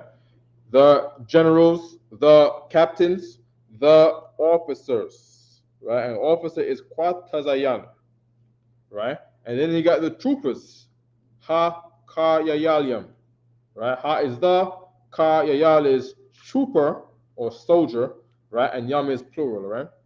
Right? And then you got the sisters, right? Right? So you got the rank structure very close to your all times in your local school location. It's not hard to get, right? So if you're not sure, if anytime you're not sure, or you might doubt, you might forgot what the word is, you can revert back to your prayers. It's very, very easily acceptable. It's very easily accessible, right, in your zone, all right? So Gabar is warrior, right? I put Shah on here because when you look up captain, for the most part in Hebrew, a captain is a prince. Captain Desire is a real life prince. That's right. Yeah, I mean, anywhere he goes, he gets the treatment of a prince. He's a prince in real life. Right? Have you ever met Captain Akar? That brother is a prince, man. You know what I mean? He's a prince. Everyone knows that this is the prince that you do not, you watch how your face is around him. Be careful of what emotion you have on your face when you're around him. People in public gotta be careful. This is his whole demeanor, the vibe, the spirit, and people in public gotta be careful of how they walk or where they walk and the expression on their face when they're near him, because he's a prince. That's right. You see what I'm saying? Real talk. Right. Also, big up to Captain Tazaiwan, newly raised up Captain Tazaiwan, Captain Galawan in Trinidad, That's right. and Captain Napataza Alaban. And when you meet them brothers, they are princes. You see what I'm saying? They have the vibe of a prince. All right? Okay? No problem, right? So let's get on with the scripture here. I know we are out of time. Okay? And Salaki Alawan. Yeah. Yeah, I think earlier it was the same person just asking what is the Hebrew word for knowledge. Knowledge would be hadai. And also for Hadai, all right? wisdom and understanding. Wisdom would be hakam. All right? Wisdom, understanding is wisdom. Understanding would be knowledge too. Understanding will be the same thing as knowledge in Hebrew. All right? Okay, those are good ones because those words come all the time. Let me see if I can write them. Let me write them in this corner right here. Okay, let me write them right over here. Let me write them in green or something. Okay, let me see, right? Knowledge. Knowledge, right, is ha-dive, right? The root word of knowledge is know, right? Know in Hebrew is die, right? A lot of times you might see as yadai, right? You got Officer Yadayo in Philadelphia, right? I asked that brother what his name means. Know the brothers that labor among you. if you know what their name means, right, you're gonna pick up on vocabulary. You know, we taught Officer Protazar's name earlier. His name means breakthrough. What does that mean? You now know the word for breakthrough. Breakthrough. Every time you see this brother, you're gonna know that his name means breakthrough. You see what I'm saying? And now for the rest of your life, just because you know him, you know the word for breakthrough. All right, you got Captain Aria. You see what I'm saying? Captain Aria, his name means the lion. Lion. Like the animal, the lion, the symbol for the tribe of Judah, right? And because you know him, you always know the word for lion. It's one of the first words brothers know. Of course, in everybody remembers head priest Arya, very extremely famous man in Israel, right? Everyone loved him. And what does head priest Arya's name mean? The lion. It means lion. So, number one word of everyone's back after Shalom, Arya, because of head priest Arya. Because UPK matters. You see what I'm saying? That's what it all boils down to. When it comes down to being an Israelite, UPK is what it's all about. Okay? Like the other one. Yeah. For the Hebrew word for knowledge, they have to be the word that's in the last letter. You can barely see that. Yeah, okay. You have know, right? And then you have knowledge, right? So the difference in know and knowledge, right? It explained in the thought at the end of the word here, because that thought is saying that this is the world of this thing. You know what I mean? That thought, you always look at the thought as this is the world of that thing. You see what I'm saying? You got Shabbat right here, right? This is talking about the seventh, right? Or the day of rest, right? But you're gonna see these things when it's pertaining to the thing that's mentioned before. So you see the thought here is pertaining to the thing that was mentioned before, right? Now the only thing is these things are not classified as possessives. You know what I mean? They're not on our list of things to go up here, right? But these things will go up in the list of like yum is plural, right? Yum is plural. We wouldn't put yum up here, but then it's not possessive. See what I'm saying? So that's a class for another week though. Okay? Okay, no problem, right? Now, as I said before, everything, this is Exodus 34:22, right? Everything consists of 2 and 3 Hebrew letters, right? And now, your job in seeing this is figuring out how to break everything down here. Number one, wakag. For what I know, there's no word called wakag. But there's a Y here and there's a cog here, and there's a cog here, right? Cog is the word, right? How do I break that down? I have to look at the beginning of this word, and I have to say to myself, every single word I look at, is the first word here a preposition? Is Y a preposition? Yes. Oh, no, your questions, what you just said? Is Y a preposition? Is Y is a preposition? La. It's not a preposition. La. You don't know. Okay. Y is a preposition. So when you see wakag, the way to figure out what wakag means is to identify the preposition. Preposition means pre. Preposition means pre means before. Preposition.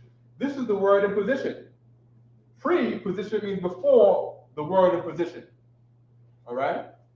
You might have thought I'm in possessive. That might have been my bad, right? But is Y a preposition? Okay, good. Do you know what it's a preposition for? And. Very good. Right? So Y is a preposition to say and. Right? And I'm only writing like this because this is how you're going to see it in the Hebrew. What I'm referring to is this word right here. It's written like it got 3 letters, right? But it's really a preposition and a word. Okay? And then of course we just saw what was written on the Tanakh here. So we know that kag is the word left. And kag is the word for. Let's do on this thing here, right? Can everyone see this partisan? Right there. Right there. Can they see this over here? Okay. Okay. What is it saying? Say wakab. Okay. But what does it say in English? English is say end the feast. Okay. Good. So how do we say and here? Wakab. Nope. Oh, how we say and? And. Oh, wow. Good. What's left? Cog. So what does cog mean? Cog. What does cog mean? Feast. Very good. And that is how you have to treat the Hebrew as you learn it. Right? So we got wa is and. What's left is feast. Oh, that's blue. Let me get black. Okay? What's left is cog, and cog means feast. Is this clear or not clear? All right? Good. Right? Breaking it down. So we got Shabbat. When you hear Shabbat, you're gonna know. First of all, right? Shabbat is what is Shabbat? Shabbat. We know our numbers in here. Akkad, Shanya, Shalash, Arabai, Kamash, Shah, Shabbat. Shabbat is the word for 7. See what I'm saying? 7. Okay. What do I do with the black? I just had the black this now.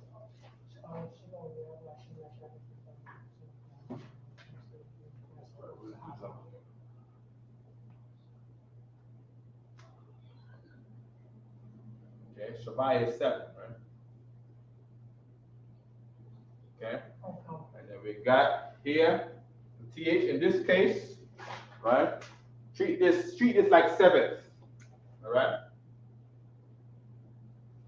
Right? Because the thigh is pertaining to the 7th.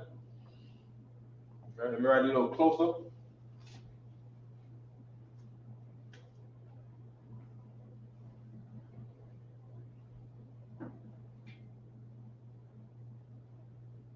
Right, 7th. What's next is Sa, Aisha. I'm missing the how on here. I am missing the how on here.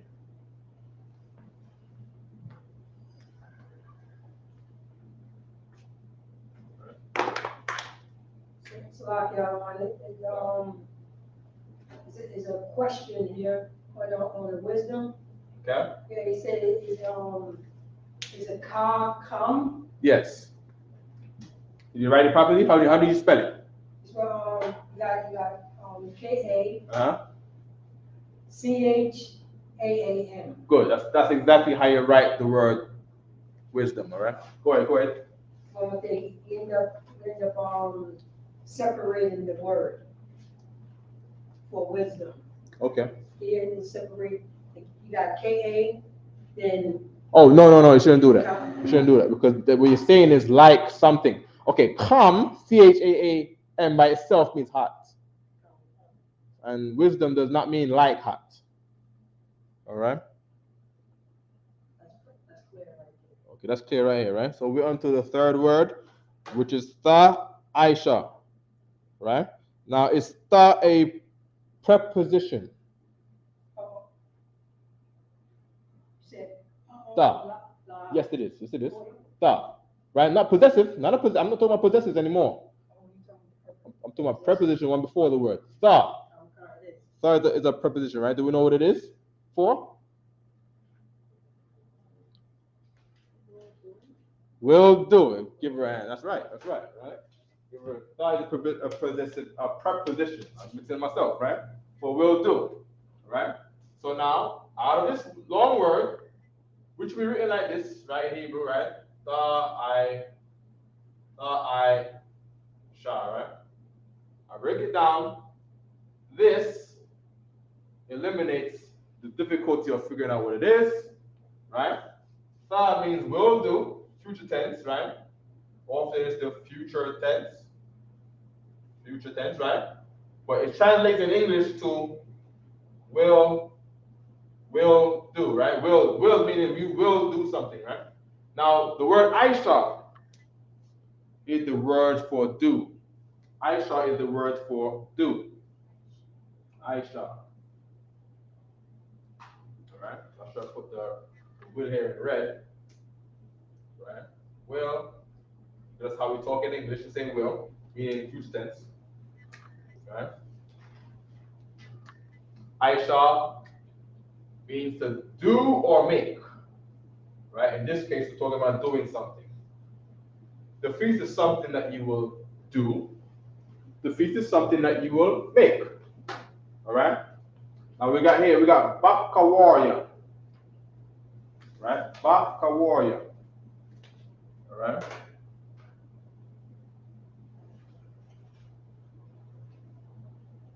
Okay. Right. All right. So to make sure it's thick that everybody can read it. All right. Deep in color. Okay. For time's sake, we're looking at Baka war. Right? And the word says first fruit. Right? That's Baka war. But then there's a tense on here, and this tense in particular is a possessive. What does that mean? What does the yah mean as a possessive?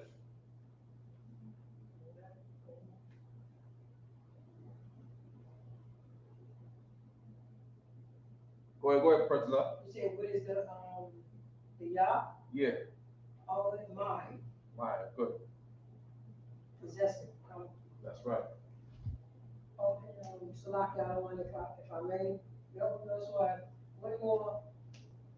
Look like a statement or a question, and you say, Salaki, I don't want. The Assyrian letter spells the word different if I use the alphabet chart. You can't. Oh, you gotta try and get through this, right? So Come. after we do this, we take a question, all right? So I can focus Come. on one on the other, right? Quarters a yard, right? Should be reap, right? If I had time, I go in there and take out the middle tense because there's a middle tense right here, right? This is a tense right here. This is a tense right here in the middle of the word, right? Is there any other ones? There is a tense right here, right? Saporapa. There's another tense right here, right? I mean, single them out more, right? These are tenses. It's something that we didn't get to go over today, right? It's very important to identify the tense, right? And for the most part, this is our own language. I mean, we built our language out of what's available in our language. But for the most part, the way of understanding it, the tenses is wa is like an ing, ya is like ed at the end of English words, right? Ed at the end of English words signifies past tense, right? Wa in English, right? Wa ing in English signifies a doing word. Okay? And using these tenses, we have now made our own words. All right, so we got first fruits here. Why? Because first fruits has to be gathered. Right? First fruits ain't just first fruit by itself. It can't be a first fruit unless you pick it. You know what I'm saying? There's something that has to be done to it. All right, so why is our way of saying a verb. All right? Okay. Okay. Quatazayar is to say harvest. All right. Quatazayar is to say harvest. Okay. Harvest. Then over here we got katayam, where the yam is to make something plural. All right. We go over here to our concordance. You're gonna need your concordance is gonna become your best friend, right? Kata by itself, right? This is not kata'a. Kata'a means sins. This is kata. Kata, as you see here, means wheat, right? So when this is katayam, this is wheat, plural. All right. So we got kata, which is wheat, and as you see here, they remove the ha out of the kata in the word. Something you're gonna see a lot. Okay.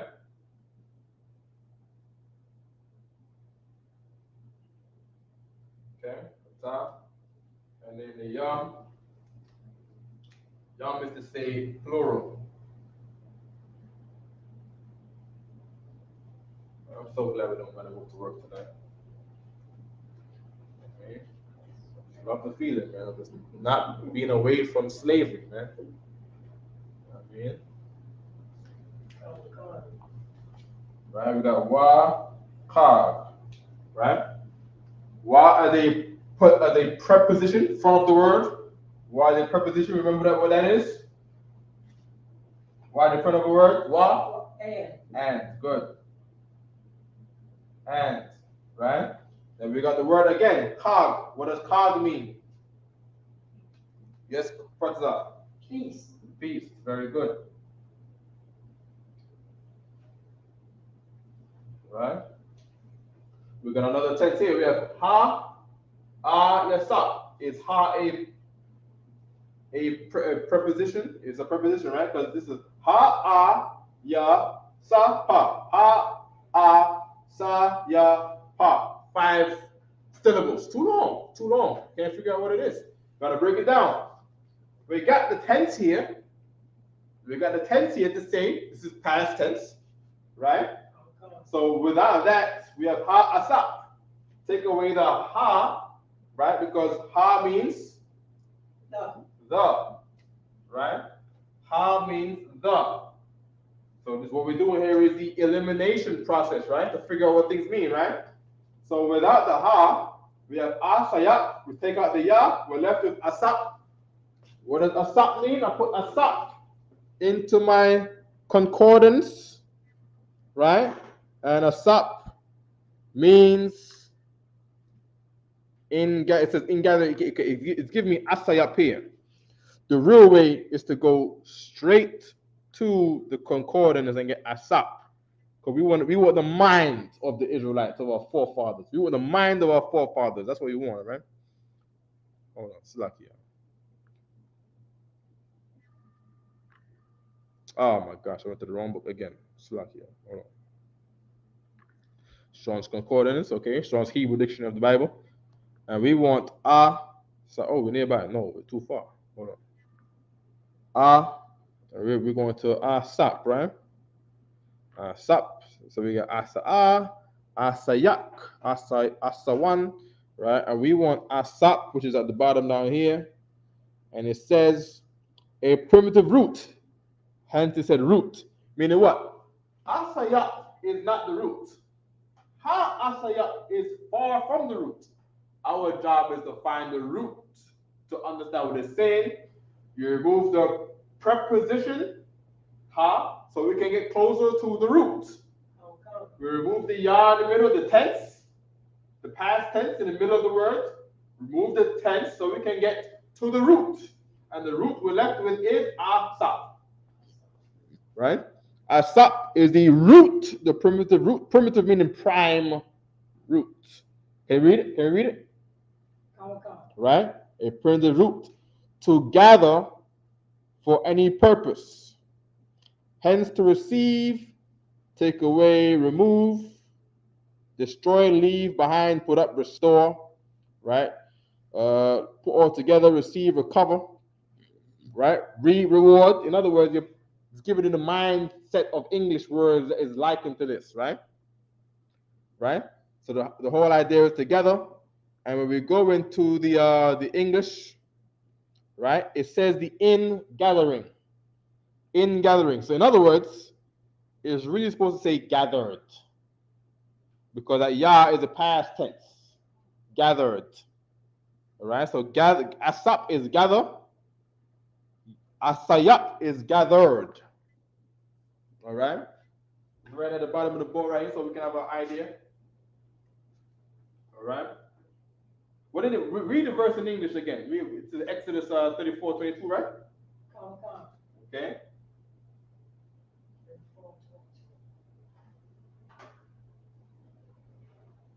And even that example right there was very good too, because they give you some English words that got an ing in there when we looked it up. Asaya. But the mindset of what it really is gathered. You see what I'm saying? That's what it's really saying. And that's why so sometimes books will trip you out. As Commander Giuliano will say, he don't like books. He don't like no book. Commander Giuliano said that he don't like no book at all. And I see why. Because these heathens have made these books and they're all over the place. It could be a brother that made the book, but the brother has not been given the truth from the Most High. You see what I'm saying? So he's doing the research that he can, and your thing in using the books is to use it to prove your point to see whether it is right or wrong. You see what I'm saying? You have to put witnesses against each other to see what is right and wrong. Okay? So when you read it in English, right, where you got the Exodus 34 and 22, go ahead. What the entire verse? The entire verse is good. And thou shalt. Hold on. And thou shalt, meaning the verse starts here. But in English, it's reworded for English sake. Meaning, and thou shalt, and is here. But thou shalt is over here. Meaning, and you will do this. Shall means you shall do, right? Keep reading. Shall observe the feast. And it says observe the feast. Of course, we don't have the word observe here, right? But the feast here, right? Keep reading. Of the weeks. And the weeks is the 7th. These weeks right here, right? Keep reading. Of the first fruit. Of the first. It didn't say of. It didn't even say the here. It didn't say of the first fruit. It just said first fruit. Bakawar. Right? Keep reading. Of wheat harvest. Of wheat harvest. And it goes, it didn't say wheat harvest in Hebrew. In Hebrew, it says harvest wheat. Did it say wheat or wheats? Oh, it say wheat. Wheat harvest, right? Singular, right? When in Hebrew it's plural. You see what I'm saying? Giving you the mindset, meaning this is not just you just bringing your wheat right here. This is everybody bringing their wheats, plural. Meaning, you look at this and be like, oh, this is a small feast to have in my house by myself. And then you see fake Israelite groups and people who are Israelites on their own, they're going to have the feast on their own. But the wheat says, this is everybody's bringing their food here. And by wheat, what's made out of wheat? Flour is made out of wheat. Pasta is made out of wheat. Bread is made out of wheat. Pasta, bread, pasta, right? What else is it? Dumplings is made out of wheat. Dumplings, what else? Donuts is made out of, we're having a feast. This is a feast. Donuts, pasta is in that lasagna, that's wheat, right? Pasta, donuts, the Benjamite dumplings, goddamn the roti, whoever having a roti, the Trinidad roti, you know what I mean?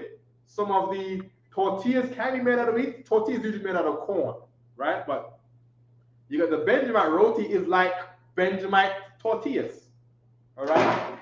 No problem. Oh, sorry, shock too, right? But no problem, right? That's the mindset. Though the sentence structure is a little different. So in English, wheat harvest. In English, wheat harvest. In Hebrew, harvest wheat. Right? Because harvest is a verb. It's doing something. That's why you got the past tense on there too, because this is something that is harvested. Meaning what? Meaning what? Quatazar. Quatazar by itself. Quatazar. Quatazar is really harvest. Right? Harvest. Right? Quatazayar is what? Guess what? Who keeps the word quatazayar is? What is the yar in the middle of the word mean again? In the middle of the word. Middle of the word.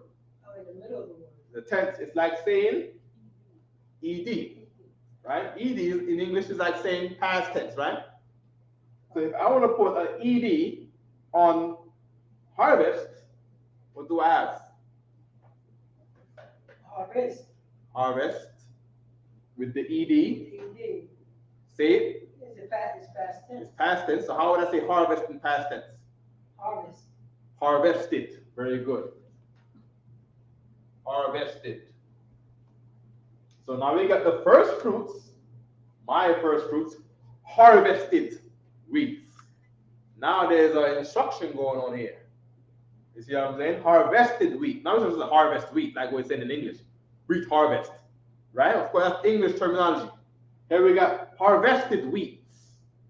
meaning everybody harvest. What does it mean to harvest? It means to go get the stuff you had and put it in a bunch. You see what I'm saying? So it's the stuff you collected out of the fields. You see what I'm saying? Now you harvested the weeds, right? And the feast, the gathered, then we got what? The kwa wa pa. Again, our job is to find the root. Oh, we still got the verses there, right? No, yeah, that's what I'm about to read. Oh, okay, go ahead. And the fruit, feast. And the feast. And the feast. Uh-huh. Of the ingathering. Of the ingathering, right? Which is the gatherer in Hebrew, right? Ingather in English, right? In Hebrew, there's no ingathered. You want to put in and gather, because that makes no sense in our language, because in means you go in a box. You go in the house. You see what I'm saying? That doesn't make no sense on us. We're not going in anything. So in our language, we're talking about the thing that we're doing. We're more direct with our language instead of it's confused in English. Right? So the ingathering is really the gathered. Right? As the Yah is the past tense. Repeat it. At the year end. At the year. Hashanah means the year. Hashanah means the year. Right? At the year end. So now we gotta figure out what this is over here. Because we have this in Hebrew here. We want to break it down. There's a thought at the beginning of the word. Is a thought a preposition? Preposition, will. Yes, it is. Very good. The preposition to say will, meaning future tense again. Right? Future tense. It's how we write future tense in Hebrew, right? Hashanah, for the time. Hashanah is how you say the year. Right? Hashanah is the year. Year, right? So Shana is how you say year. Year, right? Yearly, around the year, right? Now we got this thing right here. We got kwa wa pa, right? So now we're gonna go to our concordance and look at what this tha kwa pa is. It says right here on the interlinear end. All right? It coming around from na pa, that's what it said, right? A revolution of the sun, a time around. So it's talking about the year, right? And its circuit end, meaning this is the end of the harvest of the fruit. Meaning this is the life of the fruit from when spring started.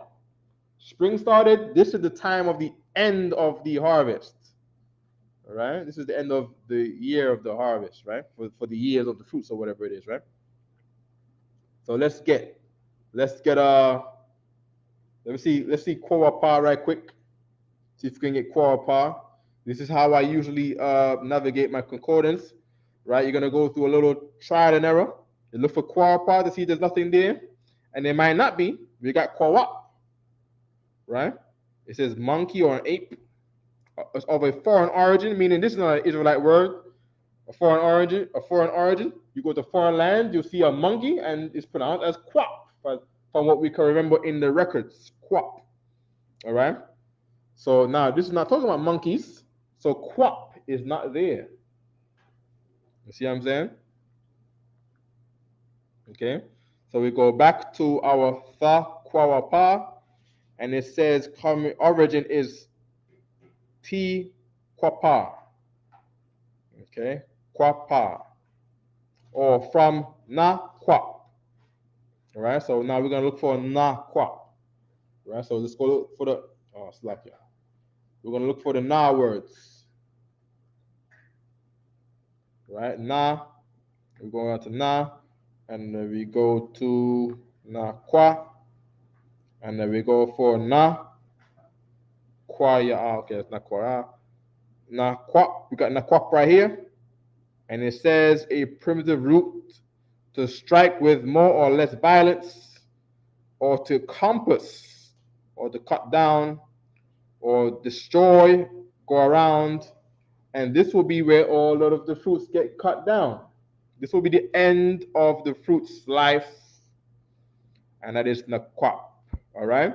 Surround or circulate the compass, of course.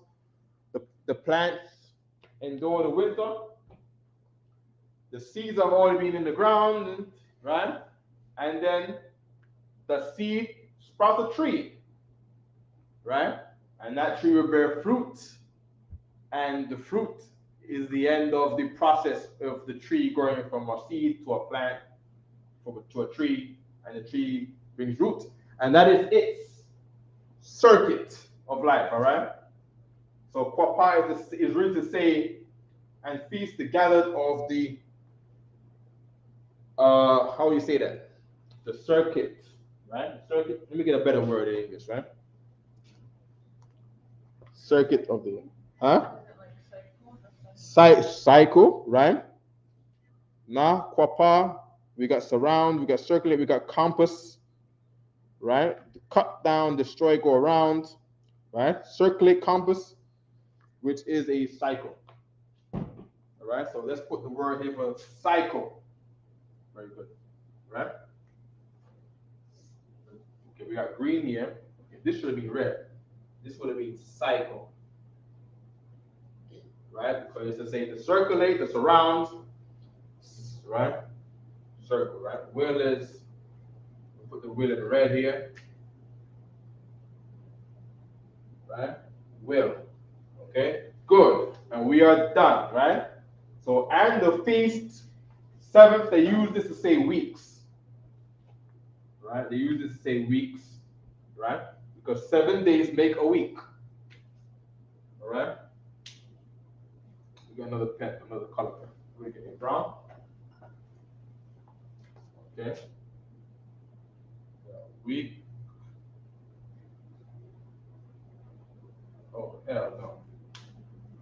Okay, what else we got here? Nothing. Let's try this left right here. Oh my gosh. Garbage, garbage. Okay. We got blue here, we got, let me put it red here, right? Let me put it red. All right, weeks. All right, weeks, all right? So they put the word seventh to say weeks. All right, no problem, all right? Good. Now, before we go, let's get the questions that was online, just so they can never say that we don't never answer their questions. Okay. Okay. Go ahead. Oh, here's we have a question that just came in, so. Uh-huh. All right.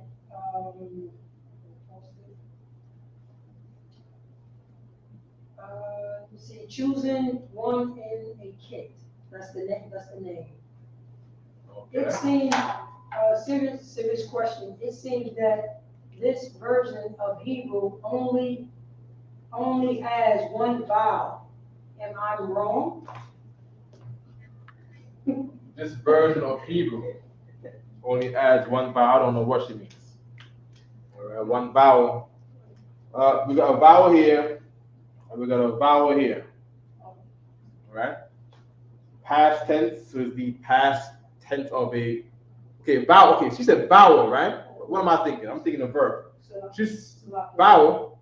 If I may, for that, she said this version of Hebrew. Oh, this version. Okay, no problem. Okay, that so was the main. This this version. So I'm sure she doesn't understand that Hebrew only it consists of. Let's get the books. Let's get the book over there by Yale University. You want to get it for me? The one at the bottom right there of the books right there, right? So why she might ask a question. All right, no problem. That's what class is for. Okay. Of course, we're going to go to page 3. Let them know where the book came from. We're not making this up. Okay. You're going to stay nearby, right? This is a book we got here from Yale University, right? It's a book called The Biblical Hebrew Text and Workbook. You can get this on your own on Amazon for like $60 or to $100, right? This is a book from the Yale language series because the book comes from Yale University. This is the money that your drug dealers will take and your high society black Negro folk will take all of the high Negro society money and take, their children to these expensive schools to go to Yale University to learn this thing here about Hebrew if they were to ever take a class on Hebrew, right? We go to page 3, right? Right? And you're gonna read from the top right here, right? Page 3 in the top right here, right? Go ahead. The Hebrew alphabet is the oldest in the world. Right, so meaning Hebrew is the first language in the world. The Hebrew alphabet is the first set of alphabets in the world. Now, the slave master, the white man's academia, is not going to say this. He's going to look to Egyptian language being the first and something in Africa being the first. But Yale, right, is saying that Hebrew is the oldest in the world. Is the oldest in the world. Still in use today. Still in use today, which is why the sister is saying, is that sister? Sounds like a sister. Okay, the version, he said this version of Hebrew, right? Because what they're saying in this book here is there is a version of Hebrew that is in use today, which is what the person who asked the question is referring to, right? Keep reading. Our own alphabet is a descendant of it by a circuitous route. Right, circuitous route, qual, right? Or not qual, right? In Hebrew, right? Circuit or cycle, right? So what they're saying is even English today, we went over this earlier, right? Even English is today, the modern English. The alphabet of the modern English is born out of Hebrew. English language is born out of Hebrew, right? Keep reading. The text of the Hebrew Bible we use today reflects several periods of development. And that's why this person was talking about a version of Hebrew, because Hebrew, from the Israelites' Hebrew to the modern day Jewish man's Hebrew, has periods of development to make it change from what it was to what you might see today. Where today you even got the dash systems, which was never there in the ancient Hebrew, right? In the original Hebrew, right? Keep reading. Originally, only the continents. Originally, meaning the origin, right? Meaning the language itself, right? Originally, read. Originally, only the continents. Only the consonants. Only the consonants. He said, this version of Hebrew, you got no vowels. You only got one vowel. Because what we're trying to say is that there's no vowels. That's why we write down da, because da is one Hebrew character. I is one Hebrew character. Sha is one Hebrew character. Ha is one Hebrew character. Right? No vowels. I'm writing R and the R's in there, so for your English pronunciation's sake, as the scholars will write it, but originally, only the consonants were used. Originally, only the consonants were used, meaning there was no O's, no U's, come on now, no E's, because O's, the U's, and the E's are vowels, and you wouldn't put an R behind every single goddamn consonant, as I'm writing here for your pronunciation's sake, because to understand English, you need to put an A vowel so you can pronounce the word. Like if I took the R and the R out of here, then you'll be saying shubus, which is not what you should do. You put the R there because your English tongue requires an R there. You see what I'm saying?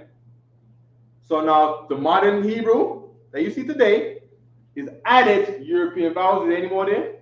Come. Okay, go ahead. By the time of the Israelites' kingdom, and by the Israelite kingdom, I don't think they mean the actual Israelites. I think they're talking about the Jewish man's Khazarian kingdom, who was trying to escape war between the Ottomans and the Christian Dome, and they converted themselves to Judaism, called themselves Jewish, right? Meaning before that they were not Jewish, right? Between the Ottoman and the Christian wars, they were not Jewish, but they found it a great benefit to convert to Judaism, talking about the Khazarian Empire, talking about the white Jews, right? Keep it in. Some continents, Ha-wa-ya, was used to indicate certain vowels. That's the ha, right? So that's the ha, the what? The wa, right? And what else? Na. And ya, right? Right? So these became, right? The Jewish man changed the language, which was not even his, right? and put these things to indicate vowels, meaning they were not vowels before. So of course, the Y will become like a U or something, or O, and this will become like an I, and I think this will become like an A. Right? That's what they would do to get the sounds. Where it was not originally like that, because originally only the consonants were used. Okay, and I think that's it for that question. We can drop that. All right. Okay. The Isupk is right and you're wrong. All right, no problem. Right. Meaning our version is right, and whatever version you had in your mind was the wrong version. It was not. The scripture says to seek ye the old path. You're on a new path, meaning you're on the wrong path. The new path never works. You know what I mean? You know what's the new path in America? The new path of America is LGBT. Everything has got that LGBT in this new world. We don't want this new world. We was carried to the new world as slaves. We want the old world, man. So you want? We want to go home. F this new world, man. And F that new Hebrew we talking about too. Salakia, right? But if you're an Israelite, we love you, and you're a brother. If you're a brother, right? If you're not a brother, then you know what I mean. We'll see you in chains in the future, right? Anything else? Sorry, Sloppy. I'm looking at the picture. Maybe it's a, they put a different picture, but they got look like the Scotland man in those skirts that they wear. Oh yeah. Well, the Scots were black. The Scottish men were white. That's right. Right. The Scots were carried on slave ships, gathered at a place called Cowes, England. Right. In a Britannic version of the Trail of Tears, and was carried to a place called Cowes, England, Cowes, England, and was gathered on slave ships to be carried on slave ships to go down to the island of Santhome off of the west coast of Africa, along with our fellow brothers being dragged on slave ships during the time of the Spanish Inquisition, also to be put on slave ships to be gathered on the island of Santhome off of the west coast of Africa, and also gathered together there with our brothers who were being captured by the Africans, being sold to these Portuguese and Spanish and English men, to be gathered on an island called the island of Santhome off of the west coast of Africa, out of the doors of Gorée Island and so forth, Port Yehuda, Port Wida, Port Benjamin, and Port Levi from Ivory Coast, right? To be gathered on the island of Santhome off into the sea, off the west coast of Africa, to be carried to the Americas, to be carried to the Caribbean, to be carried to Brazil, to be carried to Central America, to be carried to the North America, to be slaves. And that is the story of how the Israelites got here in slavery. All right, we was in Europe and Africa, escaping Roman persecution from 70 AD. You can go read this in the book. You can go read this in history. All right? Here's the problem with history. When you're going back in time, if you're not looking for the Jews, then you'll never find the history of the Negroes. Right? If you're looking for anything about Negroes in history, you have to look for the Jews. The Jews were black. They were the Negroes. African Americans are really Jews. West Indians are really the Jews of antiquity from the past. The Haitians are really the Jews of antiquity from the past. If you look in history and look at 600 AD, and you look at the Jews and you try to put a white man in the place there, the path of history does not make sense to where they go to the area called the Khazarian Empire to become the people of the Holocaust in Germany. Those paths do not meet up. Okay? And if there are no more questions, No. and with that, I pass the class, the priest and officer of 50. Breath is up. Clap it up. Men of Israel. You can come over here, right? Men of Israel. We're going to give one courtesy salute. Men of Israel.